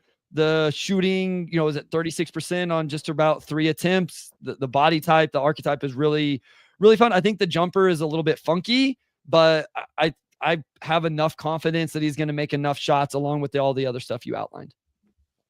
Real quick update on the order for the folks listening on the podcast feed. Number 1, Cooper Flagg to the Washington Wizards. Number 2, Dylan Harper to the New Orleans Pelicans. Number 3, Kasparas Jakucionis to the Toronto Raptors. Number 4, Ace Bailey to the Charlotte Hornets. Number 5, VJ Edgecombe to the Utah Jazz. Number 6, Egor Demin to the Brooklyn Nets. Number 7, Portland Trailblazers take Liam McNeeley. Number 8, Oklahoma City Thunder take Asa Newell. Number 9, Trey Johnson to the Houston Rockets. Number 10, Knueppel to the Chicago Bulls. Number 11, Ben Saraf to the San Antonio Spurs. Number 12, Jeremiah Fears to the Sacramento Kings. Number 13, Derek Queen to the Golden State Warriors. Number 14, LeBaron Philon to the San Antonio Spurs. Number 15, Rasheer Fleming to the Minnesota Timberwolves. Number 16, Noah Penda to the Oklahoma City Thunder. Okay. You are up now at number 17 with the Indiana Pacers. Okay, so I am going to take Common here. I know you are much lower on Common than I am. This is fine to me. Yeah, no, and that's what I'm much more comfortable in this range with him based off what we've seen right now. I was super high on Common coming into the season. We just haven't seen the one thing specifically that I was encouraged by, which was I thought he was going to space the floor in some capacity, and he just hasn't taken them. He's 1 of 5. He is 75% from the free throw line, which I like seeing. We've talked about it a little bit in terms of like some of the body control, catching the passes, like those type of things, but he has crazy size. I think he's going to be able to rebound. Hopefully he has that lob, gravity and finishing and all of that. I'm just not quite as excited because I thought he was going to come in, and even if it was on low volume but good percentage or a higher volume but lower percentage, I just haven't seen any of the floor spacing, which had me so excited early on. Yeah, look, I didn't think he was really going to come in and shoot it this year. In all honesty, what I was just hoping to see is, hopefully he'd be like a sharp rim runner who could do a few things on offense. I think he's further away on offense than what I thought. But I will say this for Common. When I talked to John Shire in the preseason, he even told me like, look, wait till the second half with Common before you like make a real assessment of him, because like there's going to be an adjustment. We all know that, and it's going to be fine, but wait till the second half. And look, I've Common like a little bit lower than this, but honestly not much lower than this. So this is fine to me. Like this is okay. He is truly enormous, dude. Like you feel his length out there. And I'll say this too. I've actually thought the switchability is like pretty okay so far. Like I think that you can put him on an island and like he's not going to get like totally caught. Yeah, one of my biggest worries for him coming in was like the ball screen coverage. I didn't think he was always like fundamentally sound. He's not good at that necessarily either. Yeah. Like his drop coverage, like angles and everything are not great. Yeah. But, we get into ACC play and he's gone 15-8. Then he had a rough game against Virginia Tech, and then he went 8-8 and then 11-8. So to your, Shire point, maybe we see an uptick from him as we get into conference play, and he kind of really supplants himself in this late lottery, mid first round, if maybe even higher, if it really clicks. Yep. Okay. Number 18 here with the Utah Jazz. Okay. I am going to take Noah Essengue here. Okay. Actually, can I really do this to the Jazz? Because like I am intrigued by Noah Essenge's upside. Like I think Noah Essengue, I'll do this because I want to talk about Noah Essengue. And this is about the range for him. Noah Essenge's upside is like pretty interesting. I'm not as high on him as this. I'm not doing this. Like I don't really want to do this. What am I doing here, Bryce? This is such a bad idea. Did you pulled the card out of the commissioner's hands here? Is this what we're doing? I would like to. I would like to if possible, but All we right. might be stuck here because I don't know how to get out of this. I don't know how to get out of this now on the screen. Fanspo said, no, you will take this and you will like it. Yeah. So here's the thing. Essengue is like Cooper Flagg age. He is really, really young for this class. Like I think he's like born like a couple of days before Cooper Flagg. December 18th, he turned 18. So he's been doing what he's done so far in EuroLeague at essentially 17 years old. Not EuroLeague. They play in Germany, and what do they play? Euro Cup, I believe. Yeah. So he's averaging 10 points per game, 4.5 rebounds, 1.2 assists with a positive assist to turnover ratio. He's shooting 49% from the field, which is brought down because he takes 2 threes a game and he really can't shoot right now. Mm-hmm. But you watch him play, he has real coordination, he has real balance, he has real defensive like versatility in terms of who he can guard. I think that he's still very clearly learning how to play the game at a high level. But then you also see the passing, and like you could see him like as a short role player. You could see him with the way that he has feel for the game and utilize him that way. I'm okay with this pick the more I think about it. Like the Jazz just need to keep taking swings on some level. They have 1 million picks, and I think they have another first round pick after this to where they can take like more of a solid, steady player. And they've already taken like a solid, steady player. Like VJ Edgecombe is definitely going to be an NBA player. Like he's going to be a real defender who is like a Gary Harris player, worst case scenario, hopefully, right? So I'm actually okay with this. Like Essengue is a good, interesting flyer for them to take. Ticks boxes for them. And they have enough time here to be able to like be patient and take a swing on the upside athletically here. Yeah, I think he's a guy that can attack closeouts. If he gets them because he shoots it well enough, he has some pop off the floor. You mentioned the passing. I think it's interesting. At times he makes some nice reads. At times it's questionable and maybe tries to thread the needle more than he should. I think my thing with Essengue and why I don't like, I have him right in this range actually, but I think my thing is like, I have questions about the defense. Like the flashes are awesome. Yeah. Like the rim, like low man. Oh, rim I do too, to be clear with you. Yeah. And like there's some point of attack stuff where I'm like, man, he just gets blown by. So this is probably the range where you start to take a chance on that. So, yep. Okay. You're up at number 19. I'm going to take Alex Karaban. Maybe not the sexiest Let's do it. pick in the draft. He plays extremely hard. He can really shoot it. He's at 42% on almost 7 attempts a game, 5 rebounds, can pass a little bit. Listen, like I can see people screaming about the missed free. Like I'm not gonna like he missed 2 free throws last night that were huge, but in other times I've watched him make some really, really big shots. I think he's a quick processor. I think he understands the game. I do think the strength and athleticism concerns are warranted. I think the strength has shown up a little bit more this year in a positive way. I don't think the athleticism is necessarily going to change. I had somebody tell me last year their biggest worry was about him being able to stay on lines, like an offensive player shoving him off the line when Karaban was defending him and vice versa. So I think him continuing to show that physicality, but I think he can really shoot the ball. And I think he is an incredible ball mover that just fills that role really well. I'm glad that you made up for what you said earlier when you said athleticism, because the previous time, I believe you used a hard C there to say athleticism. and I was very confused there. So that was for a just second. that was me just misspeaking, not my Herb Jones or Egor Demin issue. That was just listen, we've been talking for an hour and 40 minutes. I spoke for 7 hours at school today. Every once in a while I mess up a little bit. You're gonna get one. You're gonna get one. Okay, so Karaban is an awesome defender, a great team defender. Like always in the right spot, always in the plays that like backside defensive role super well. Plays the 1-on-2 on the backside super well because he's 6'7", 6'8" with like a 6'11", 7-foot wingspan. Covers ground super well, super high IQ, great shooter, really good passer. He's definitely an NBA rotation player to me. Like that's kind of what it comes down to for Karaban. Yep. I don't know that we need to spend a crazy amount of time more with Karaban. Yep. Okay. So I took Demin at 6 with the Brooklyn Nets already. I'm going to go next here.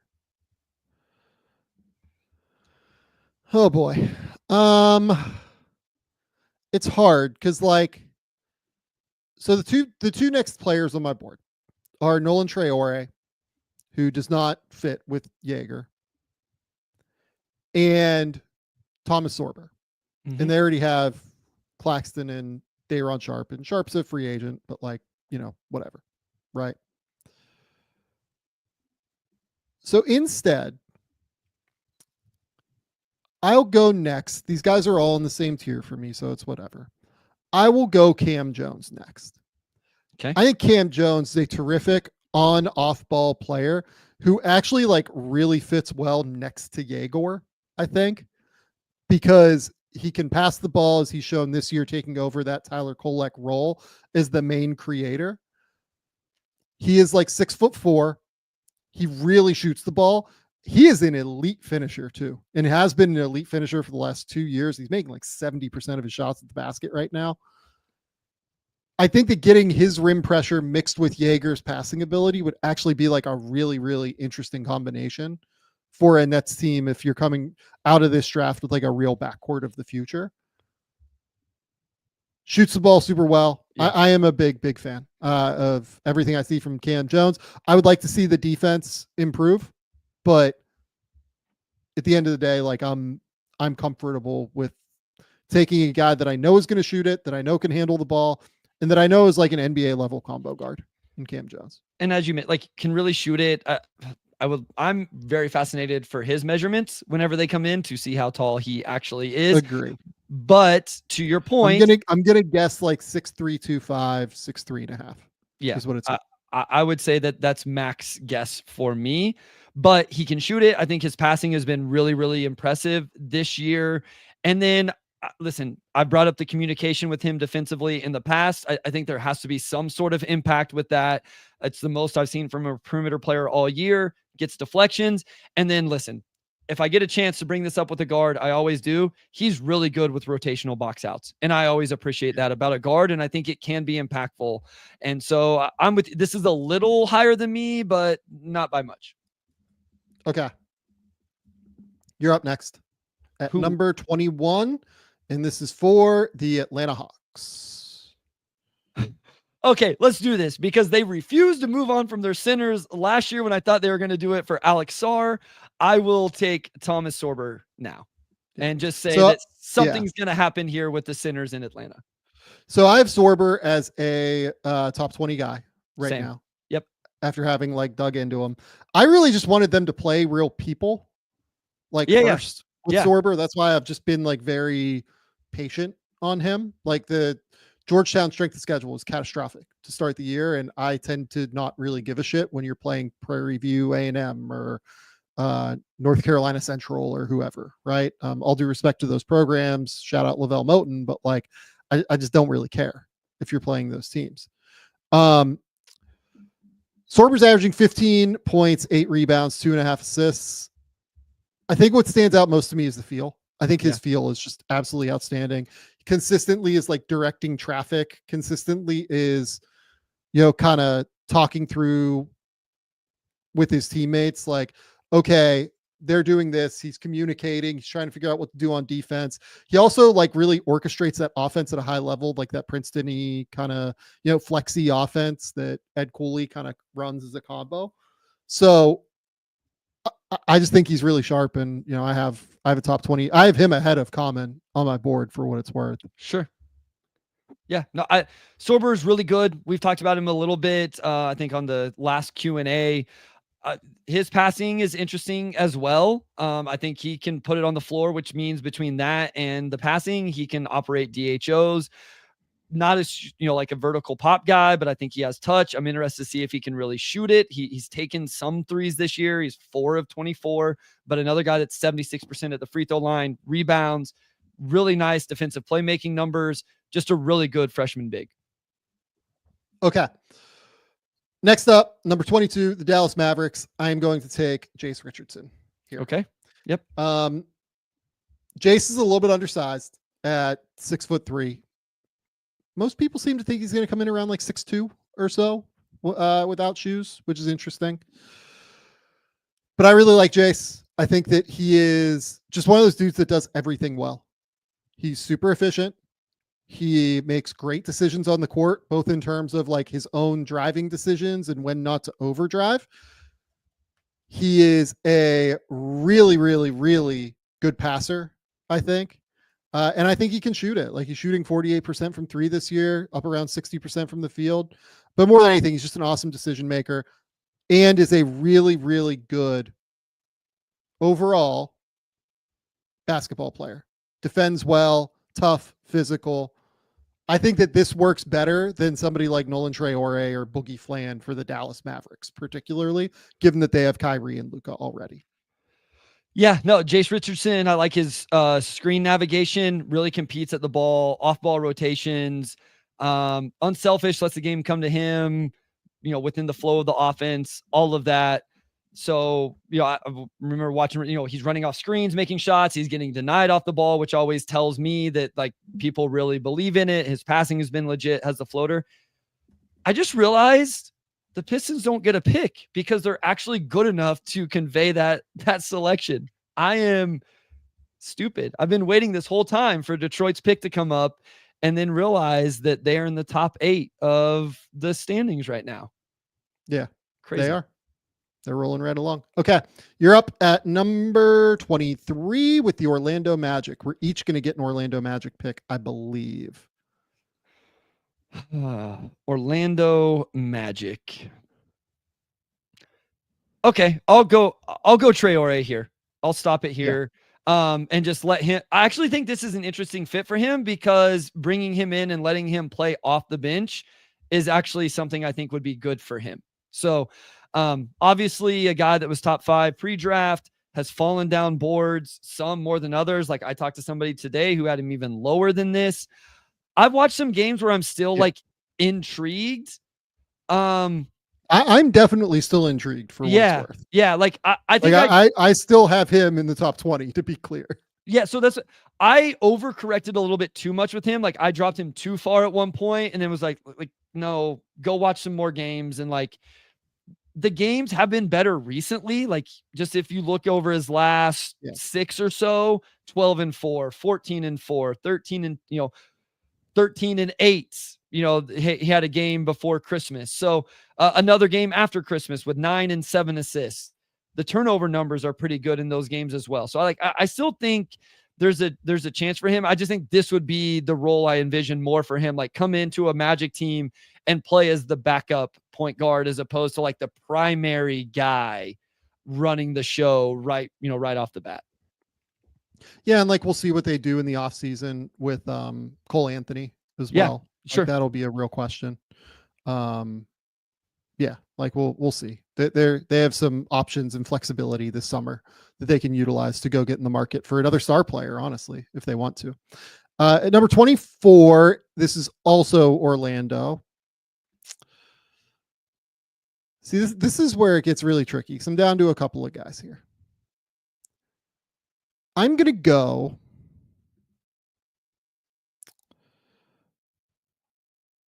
I will go Hugo Gonzalez here. Okay. Hugo kind of ticks a lot of boxes for Orlando insofar as being hyper competitive, awesome, like defender, very reactive. The key is the shooting. Orlando does really need shooting long term. Like they have to figure that out on this roster. I think I'd almost be like a little bit surprised if they end up bringing 2 rookies in this coming year. So I don't even know if like they'll have both of these picks. I say that just like given the way that their roster situation works out, but super competitive, has some ball skills, really good defender. The key is the shot. We'll see what happens with the shooting, but I am a fan of Hugo, and I think that this generally works for Orlando in terms of what like Jeff Weltman and the rest of that organization look for. Yeah, my thing with like, I just wish we could get some more minutes, right, to evaluate him. It looks like yesterday he actually did get 13 and a half. And so that may be a game I download tomorrow and watch, just because you have to take advantage whenever you get 10 or 15 minutes from him right now to continue to get data. So I'm intrigued as well. I have him in the top 25. So this is right in the range for me. Yeah. Okay. Continue. Yeah. I'm going to go ahead and go Colin Murray-Boyles now. No matter kind of whoever ends up on the board. I think we probably have him lower on this than just about anybody. I would assume it's the same concerns for both of us. Go ahead. And I have Murray-Boyles higher than this on my personal board. It's just like the way that the draft shook out. Yeah. What is the role? What is the archetype? But he is extremely, extremely productive in terms of scoring the basketball. I've always kind of appreciated just like the touch around the rim and the angles he's able to figure out. Rebounder, very active defensively. It's just like, again, where does he end up if he can't shoot and all of those things? How does he get used? Where did he even end up here with the Grizzlies? Yeah. So that's my thing with Murray-Boyles. Yeah, like I have him as a top 25 guy, but it's just not quite as high as like lottery level as some other people, have him. Yeah, I think I had him 20 on the mock today. And when I talk to teams about him, like they're very interested because of the defense. Yeah. And they think that eventually he probably like has a chance to shoot it. He's smart. He's super physical. Yep. He's very long, like 7'2" wingspan, has a great frame. I think you can like rely on the defense, in my opinion. He's also a really good screen setter, and I think he catches everything. I think he has really good catch radius if you're using him in ball screen situations or whatever. Yeah, no, I agree. Can run dribble handoff situations. Yes. Like it's pretty sharp there. Oh my God. Okay, the Nets are up again. I'm up with the Nets at 26. This is insane. So the very obvious best player available here is Boogie Fland, right? Yeah. Like there's just like nobody better than Boogie Fland here, right? And the Nets really just need, we're just doing this. The Nets just need talent. Like they need good basketball players. So we're just taking Boogie here. This is lower than where I have Boogie like on a board, personally. Right. My question in general for you is like, what does this look like when Boogie does not score? Yeah. You kind of brought that up earlier. Fland though this year is averaging 15.5 points, 3.6 rebounds, 5.9 assists, shooting 42, 36, 81. True shooting percentage is like 3 or 4 points below the national average, unfortunately. So like not super efficient right now. Not a great finisher, not particularly good inside the arc. Doesn't draw a ton of free throws really either. I actually like I think he's like pretty physical defensively in college, but like I don't really see it translating at the highest levels in the NBA. Like I think he navigates screens well. I think he's super tough. I do just wonder if he's kind of a backup center or a backup point guard. I'm sorry. Good God, he's not a center. Backup point guard at the end of the day in the NBA. Because I don't know that there are a ton of like natural skills here that will allow him to like be a super high level starter. Yeah. Just the defensive, I think the on-ball defensive intensity is actually okay. Off the ball compared to on the ball. But yeah, I actually have him right in this range. And I think where I'm at is, and it's kind of played out a little bit I know I didn't especially always stick to the team specific stuff, but like how many smaller guards can go in the first round? Like how many of those guys do teams need and all of that? And I think that's why he's ended up where he's at. So I think he's really interesting, but I'm with you. I wonder if that ends up being his ultimate role. And I think this is more of the range where you draft that guy. Yeah. You finally get to make a selection for the Brooklyn Nets. Cause I don't have to deal with them anymore. Okay. After making 3 picks. I'm going to take Neek Clifford here out of Colorado State. At an older player, I think Neek is a first-round pick at this point, averaging 16.5, 10 rebounds at 6'6", listed at. Maybe he's a little shorter than that. 3.5 assists, 1.5 stocks. Again, the shooting, we talked about this with multiple. He's over 50% from the field the last 2 years at Colorado State. The jumper is going to be important for him. He does a lot for that team. I think I just envision him being an advantage exploiter, a guy that can catch and shoot, a guy that's definitely going to be able to attack closeouts, a guy that can definitely pass because he's doing it as the primary initiator a lot with Colorado State. And I think he'll be good defensively. He's aware, he's engaged, understands scheme and rotations. He's obviously a rebounder. So I love the off-ball defense specifically with Neek Clifford. Super tough on defense. It's just all about the shot. The shot has regressed a little bit from where it started this year, unfortunately. But if he can shoot it, he's a long-term NBA player. Yeah. I just don't know if he can shoot it, is ultimately my question with him. Sure. Okay. Next up, the Boston Celtics. I'm taking Janai Broome. Yep. You can look at the Celtics and you can see that they have like a bunch of centers, right? Currently on their roster. And that's not wrong. But you look at the way that their kind of situation looks longer term, right? They've got Al Horford as a free agent this year. They've got Kristaps Porzingis for next year, and that's it. They have Xavier Tillman for next year, and that's it. They have all of the weird options on Keita long term, and then Luke Cornett is a free agent after this season. I would argue that they need to figure out the center position at the end of the day. This is lower than where I have Janai Broome on my board right now. Same. Here's the thing about Janai. He just kicks ass. Best player in college basketball right now. Yeah. 19 points, 11 rebounds, 3.5 assists per game. Can shoot threes. Can really pass it. Really good defender, even though he's not super big. Like he's going to come in around like 6'9" or whatever. Really knows how to use his positioning and how to use his strength to his advantage because he's probably like 245 pounds. I think he's just a great backup center in the NBA, and that is worth taking here in this spot. Yeah, the production is ridiculous with Broome, the defensive ability, the rebounding. You've mentioned everywhere he's been productive. I'm interested to see if all of a sudden the shooting touch is real, it becomes even more intriguing. So I'm with you. I have Janai Broome very solidly as a first round pick. Okay, you're up at number 29. This is going to be the LA Clippers from Oklahoma City. So there's a few names here that I have that are interesting. I'm just kind of trying to honestly decide who I want us to talk about. I think who the people would like us to talk about is Danny Wolf. So I'm going to take Danny Wolf here and just get your thoughts on him as well. I think he has real skill. I think he moves well. I never watched Danny Wolf at Yale, so I didn't realize he wasn't this level of mover before he got to Michigan. Not quite. Yeah, no. Yeah. But I think was an underrated athlete, I thought, at Yale. But on the ball more than off the ball. He still doesn't move well off the ball defensively. Yeah. He's just a 7-footer. And whenever he has the ball in his hands, it's like, oh, this is, pretty interesting. So he averages 12.5, 10, 4 assists. The turnovers are a real concern. That's usually the first thing people bring up. He's 59% from the field. Like I've watched him attack downhill, refuse a ball screen.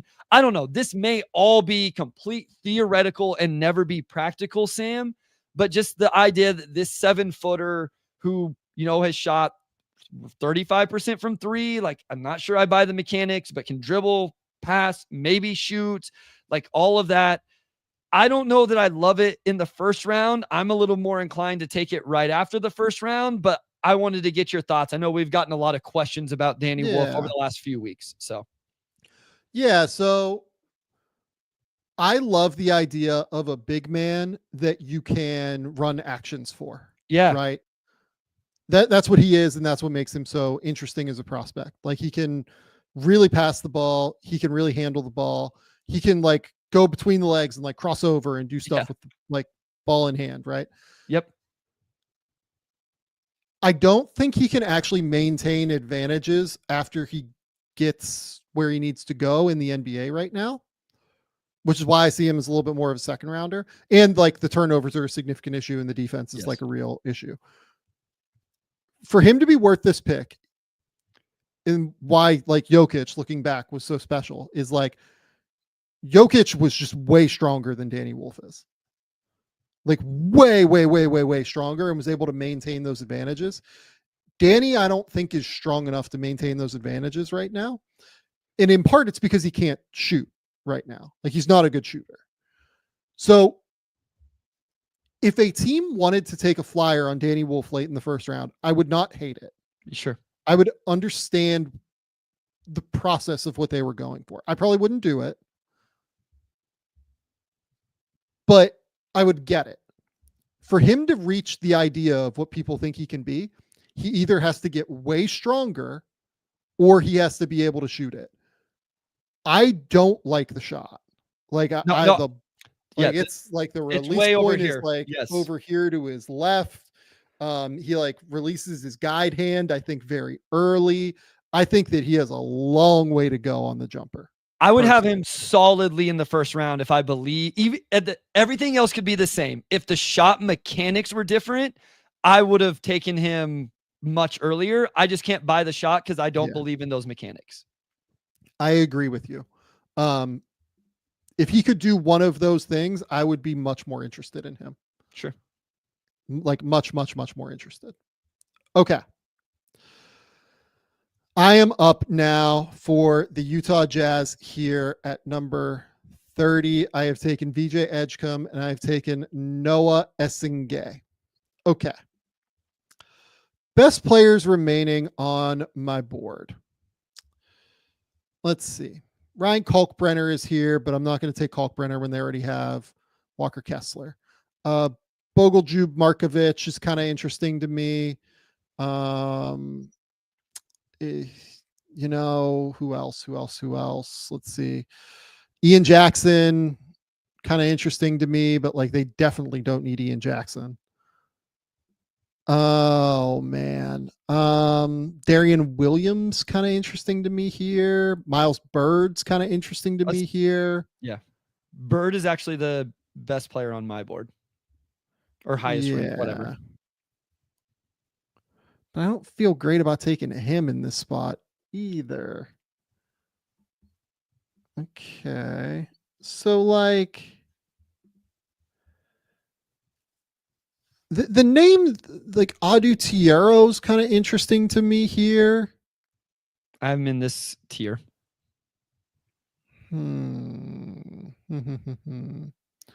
This is a weird team to have the 30th overall pick. I don't know what to do. Alex Tui is another name that I quite like here. I was going to say, I was surprised you hadn't mentioned him yet. Yeah, they just have a lot of that player type as well. I'm going to go Adu Tiero here. Okay. Because if there's one thing that this team needs, and again, like I said, like, you know, they have a lot of this player type with Tui, but like really what I would like with Tiero versus Tui is just like the athleticism and strength as opposed to like the, you know, finesse defense that Tui brings. Yeah. I will go Tiero here. Tiero is averaging 17 points a game and 6 rebounds. A big part of why he's averaging 17 points per game is that teams like really aren't worried about him offensively, kind of. Like Illinois just like didn't guard him. Yeah. Weirdly. Mm-hmm. because he can't shoot, right? Like, and that's the big question here. If you think Thiero can ever shoot, he is a first round pick, no questions asked. 100%. Correct. It's not even a doubt. Yep. Agreed. But because he can't shoot, it's a little bit complicated. I think that Utah just needs defense, and I know they're going to get Taylor Hendricks back next year, but like continue to add defense, continue to add like long athletes. That feels like the right move for me. So we're going to take Adu Thiero for the Utah Jazz. I mean, we definitely gave them an influx of athleticism between VJ, Essengue, and Thiero. I feel okay about that. I don't feel great about it, but I feel okay about it. Okay. Reading through the entire draft order.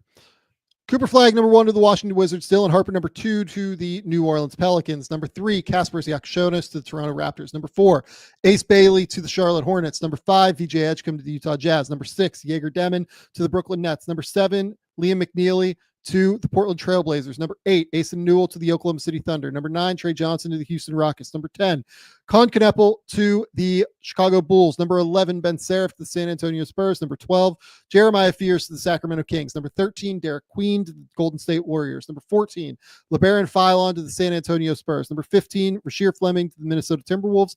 Number 16, Noah Penda to the Oklahoma City Thunder. Number 17, Common Maluach to the Indiana Pacers. Number 18, Noah Essengue to the Utah Jazz. Number 19, Alex Karaban to the Oklahoma City Thunder. Number 20, Cam Jones to the Brooklyn Nets. Number 21, Thomas Sorber to the Atlanta Hawks. Number 22, Jace Richardson to the Dallas Mavericks. Number 23, Nolan Traore to the Orlando Magic. Also to the Orlando Magic, number 24, Hugo Gonzalez. Number 25, Colin Murray-Boyles to the Memphis Grizzlies. Number 26, Boogie Fland to the Brooklyn Nets. Number 27, Nick Clifford to the Brooklyn Nets. Number 28, Janai Broome to the Boston Celtics. Number 29, Danny Wolf to the LA Clippers. And number 30, Adu Thiero to the Utah Jazz. I can't believe that I read all of those words without fucking up at any point. That was really good. That was the most impressive thing you did all episode. Probably true.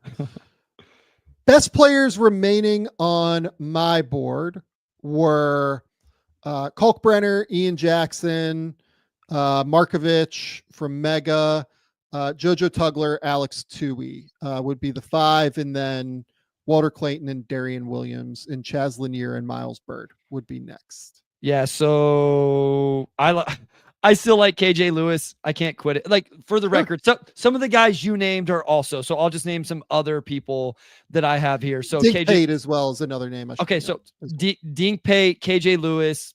Another guy I can't quit is Hunter Salas, Ben Hinshaw, Jameer Watkins, Maxime Renault, the big man out of Stanford. Yeah, probably stop there. That's roughly like rounds out my top 45 or 50. Yep. Yeah, I think that's what we've got. That is what we've got. Okay. Any other things draft wise that you have to say before we get out of here? No, that was fun. I look back on it now. I got away from the team fit stuff. I wasn't as prepared for it as I should have been. And so I definitely am excited to do the next one with that a little bit more ingrained. And probably the next time we do that, we'll have a little more understanding of where some of these teams are going to be at. Unless we do one before the deadline, I guess. But no, it's an interesting class. We talked about it at the top. It's always fun to kind of hash it out. Couple of quick questions maybe we can take. Yeah. Thoughts on Peja Stojakovic's son, Andre? Have you watched much of Andre yet? So I've watched a little bit. I'm trying to figure it out because like a major jump in the numbers. He's getting to the free throw line at an insane rate. Yes. So he's really crafty and really good on ball right now. Yeah. So he can like definitely do this stuff off the bounce. I didn't love the defense and what I saw initially, but I haven't watched enough to like give overwhelming thoughts on it. He is a guy that's at the top of my list to watch some more tape of. He also, while playing off the bounce, has a negative assist to turnover ratio. So it's like, I don't know yet. Yeah, not a particularly good passer or anything, but like the scoring numbers are pretty serious. And by the way, like if anybody is looking to rehabilitate their draft stock and you're a wing, go to Cal. Jalen Tyson. Jalen Tyson last year. Andre Stojakovic this year is averaging 20 points per game and has been really, really good. His last little group of games, 23 against Virginia, 30 against Clemson, 19 on the road against a pretty good Pitt team. Only had 10 against San Diego State. That was the really, really bad game that he played recently. 25 against Stanford, 26 against Missouri, 20 against USC earlier this year, 17 on 5 for 12 shooting with 6 rebounds against Vanderbilt on the road earlier this year. If you look at his last 8 games, where Cal has gone 2-6, by the way, so like, keep that in mind. Stojakovic is averaging 22 points, 4 rebounds, 2 assists, shooting 51, 48, 86. Not bad. That's super impressive. Yeah. That is super, super impressive. So I'm going to have to dig just a touch deeper to understand it a little bit better. But I am at the very least, he is on the, like, Andre Stojakovic is 100% on the radar right now. So yeah, that's how I was gonna say it. He's 100% on the radar. He has supplanted himself there, and I think in enough fashion to really require some attention. Yeah, I think that's right. Would the Pacers re-signing Turner change your pick at all from Common? For me, it wouldn't. I thought that was an awesome pick. I thought that was one of the best fits that we had in the draft, just because they have no depth behind Turner. Yeah, I mean, honestly, like, I liked it better with Turner staying there because Common's going to take a little while. So, yeah. How is Josan Sanan doing? I mean, like, the guy can score the basketball. I just don't really know that he could do anything else. I don't like, believe he played in the most recent game. He hasn't played since they came back from Christmas. And he struggled a little bit in the 3 games before that. Yeah, averaging 13.5 points, 3.5 rebounds, doesn't really pass the ball, doesn't really defend. I don't know. Was terrible in the Florida game. Was not impressive at all against BYU. Like, injury, okay. Yeah. Was terrible against Gonzaga. Like, any team that he's played that's even halfway decent outside of New Mexico and St. Mary's, both of whom don't really have a lot of athleticism to match him, he hasn't been super impressive in my opinion. Yeah. Anyone else? Deron Holmes is hurt. What are you talking about? Like, he's been really bad for Denver. Deron Holmes has like a torn Achilles, guys. What are we doing here?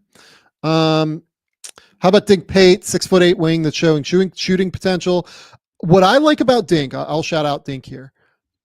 I like that he's playing more as like a secondary creator, like wing.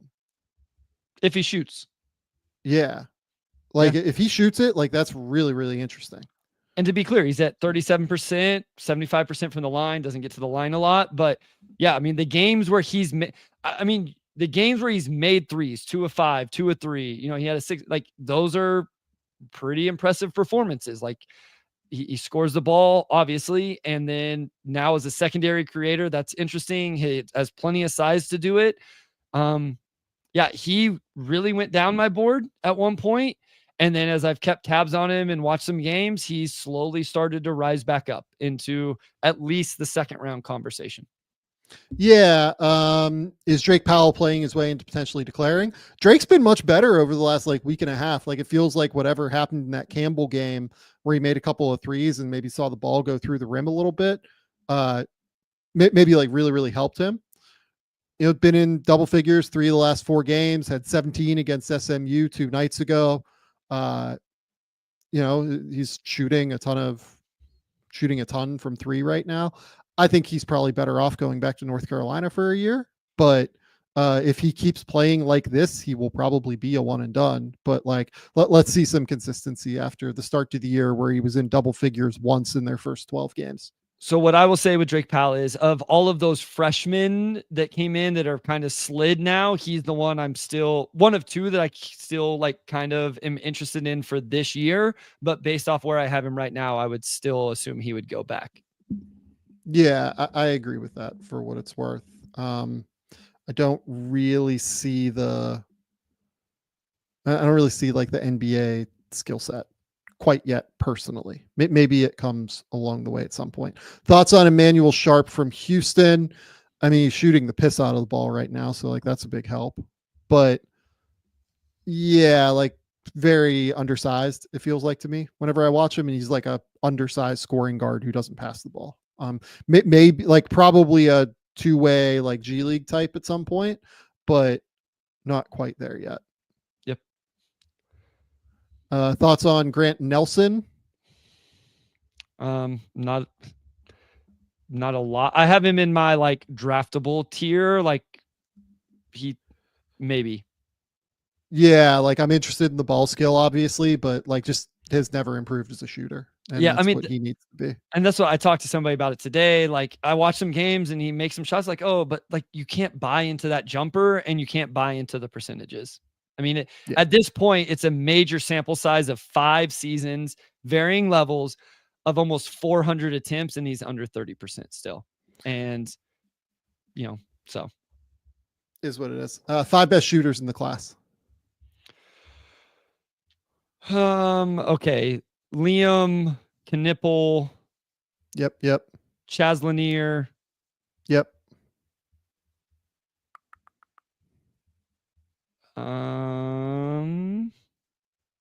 Okay, if I go past that, then I don't think I can solidly say those guys are in the draft.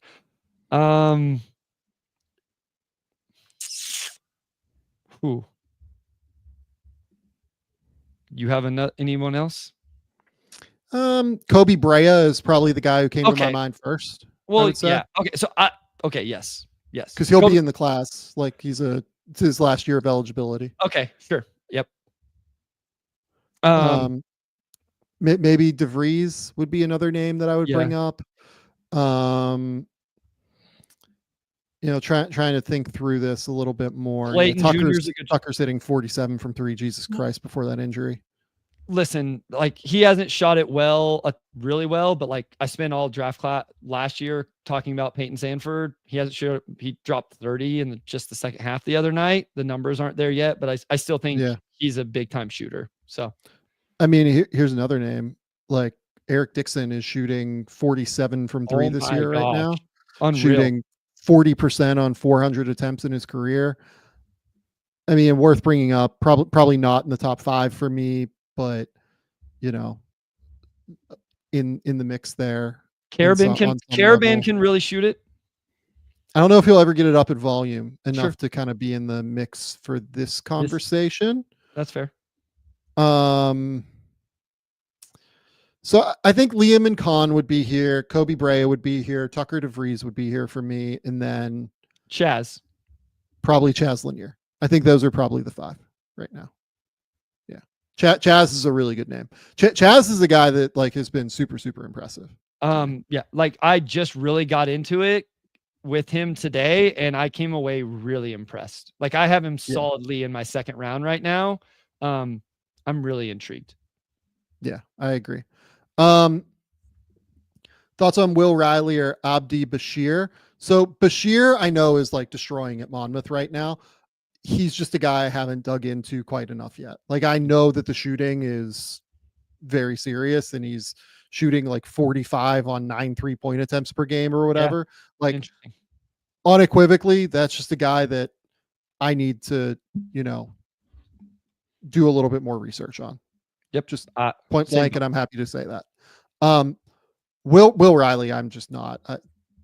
I don't understand the Will Riley thing. Can you explain the Will Riley thing to me? I feel like we do this every episode. Like, no, I will not. Yeah. Listen, like I said, those freshmen, I'm still intrigued a little bit by Drake Powell and Donnie Freeman. The other freshmen, I have in a different kind of tier where I'm just like, I don't believe it's this year at all. And I'm not saying that it is going to be for Drake Powell and Donnie Freeman. Those are just the 2 of all of those guys that I'm still a little bit more in on. Now, maybe Will Riley comes back next year and we see it. It's just like Will Riley. No, it's not this year for me. Yeah, like Will Riley came out in his first 6 games against Little Rock, Maryland Eastern Shore, Oakland, SIU Edwardsville, Eastern Illinois, and then had that game in the middle against Alabama where like he shot the ball really well. I mean, I'm trying to do math on like what he's shot since then. It's bad is the easiest answer. I've said this to people for so long now, and I don't know why people didn't understand it. Like, he is a streaky shooter. He is not a like knockdown shooter right now. He's more of like a scorer than he is a knockdown, like catch and shoot guy. Will Riley, over his last 9 games, take a guess what he is shooting from 3. 22%. 16% over his last 9 games from 3. Those are the games against Arkansas, Northwestern, Wisconsin, Tennessee, Missouri, Chicago State. Chicago State, by the way, is where he made 2 of the 6 threes he's made in these 9 games. He made against Chicago State. He also had 13 points in that game because Chicago State's bad. Against Oregon, Washington, and Penn State. So Penn State 7 points, Washington 4 points, Oregon 5 points, Missouri 3 points. Did have 10 against Tennessee, but went 1 for 9 in that game. 5 against Wisconsin, 12 against Northwestern, but on 12 shots. 5 against Arkansas.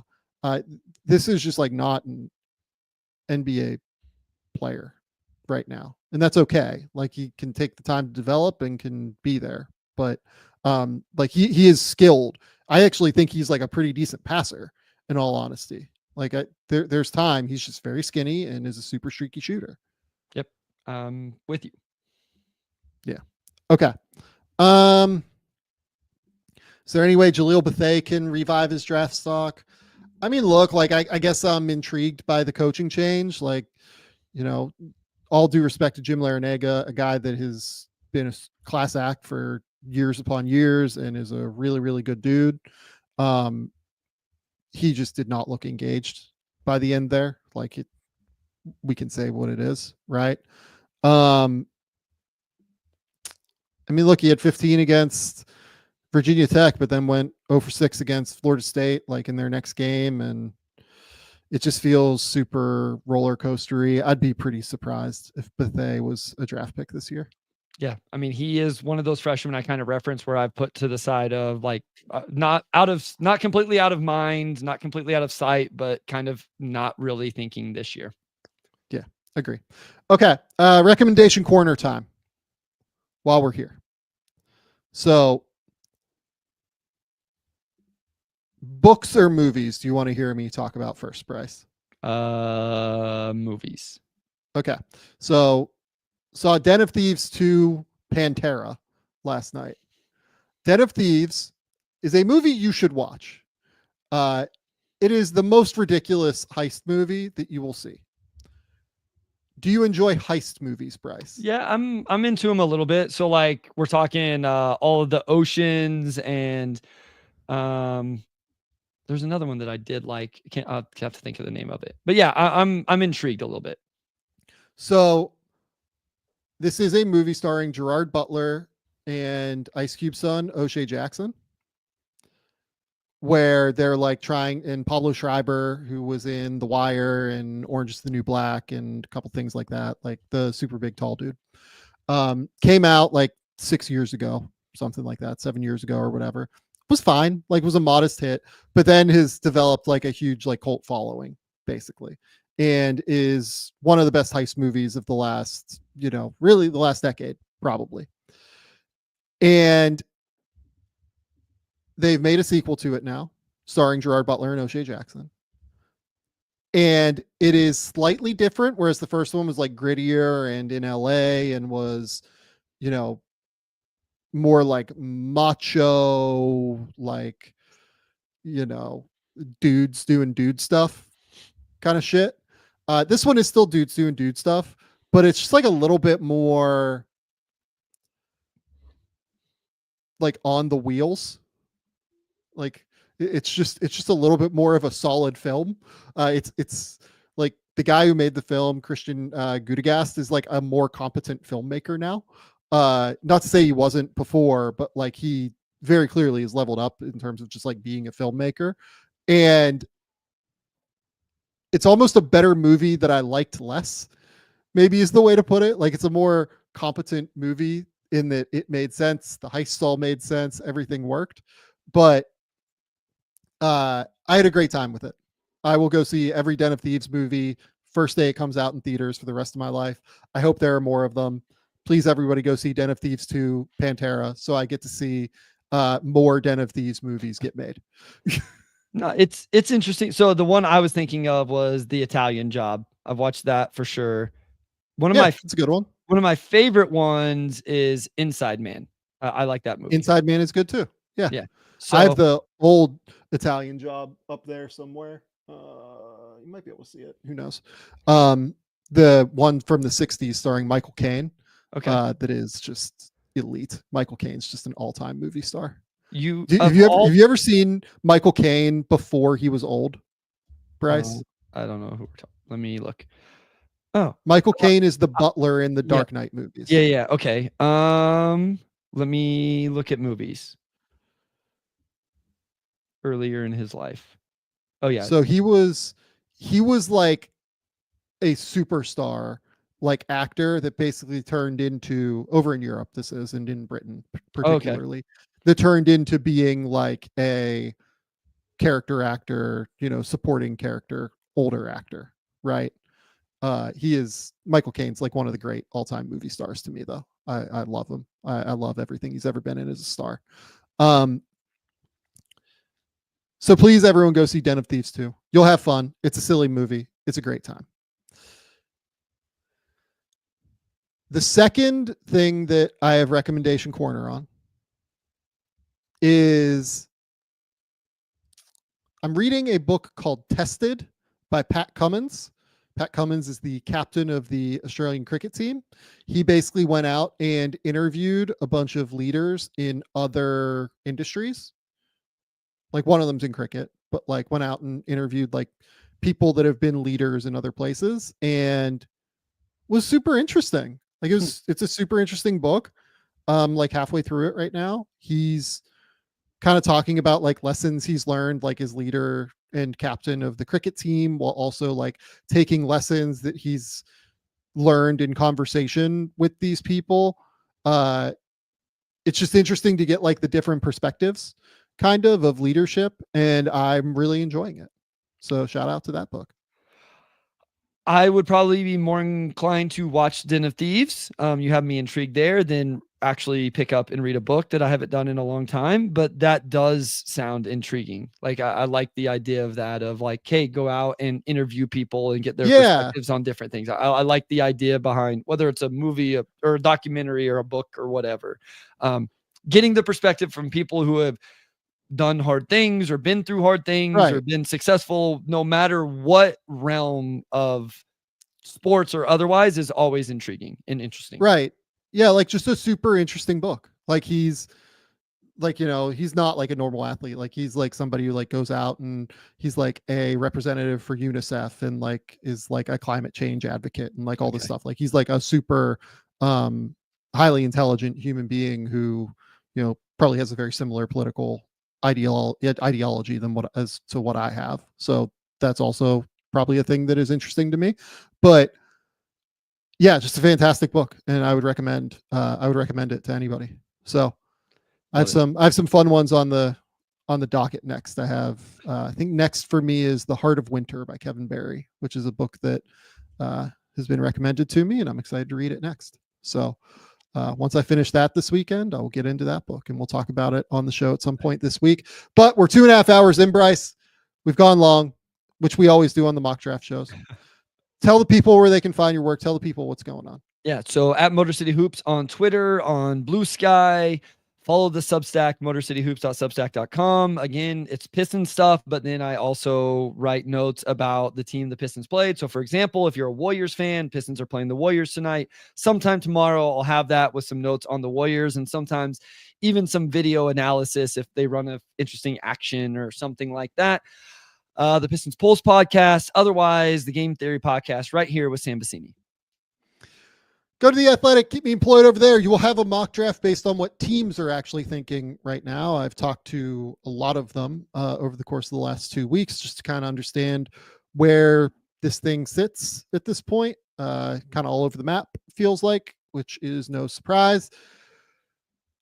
I'm excited to get to, at some point today, record videos on Ace Bailey and who else? Probably Zion. I'll probably do Ace Bailey and Zion. The way that we're doing these now, we're not going to do live videos anymore, where I talk through things like on StreamYard or anything like post game. We're just going to do them as like videos that I record and then put up. And sometimes they will go up like post game, and we will call it post game theory. But like I want to be able to do, I want it to be higher quality, basically, is the thing. And we found a solution for it to be higher quality, and we think it's probably better for it just to go up straight onto the YouTube channel as opposed to doing it as a live stream. Unfortunately, for whatever reason, OBS's software like picks up copyrighted material, even though we're not like infringing upon copyright. So, is what it is. But go to The Athletic, subscribe to the Game Theory podcast over on YouTube. Shout out to GMAC, our fearless leader here, running all of these social media accounts: X, Instagram, Blue Sky, Threads, TikTok. Go follow us over there on all of those platforms. We will be back, Bryce and I, on Sunday, where we're going to do NBA power rankings. I know that.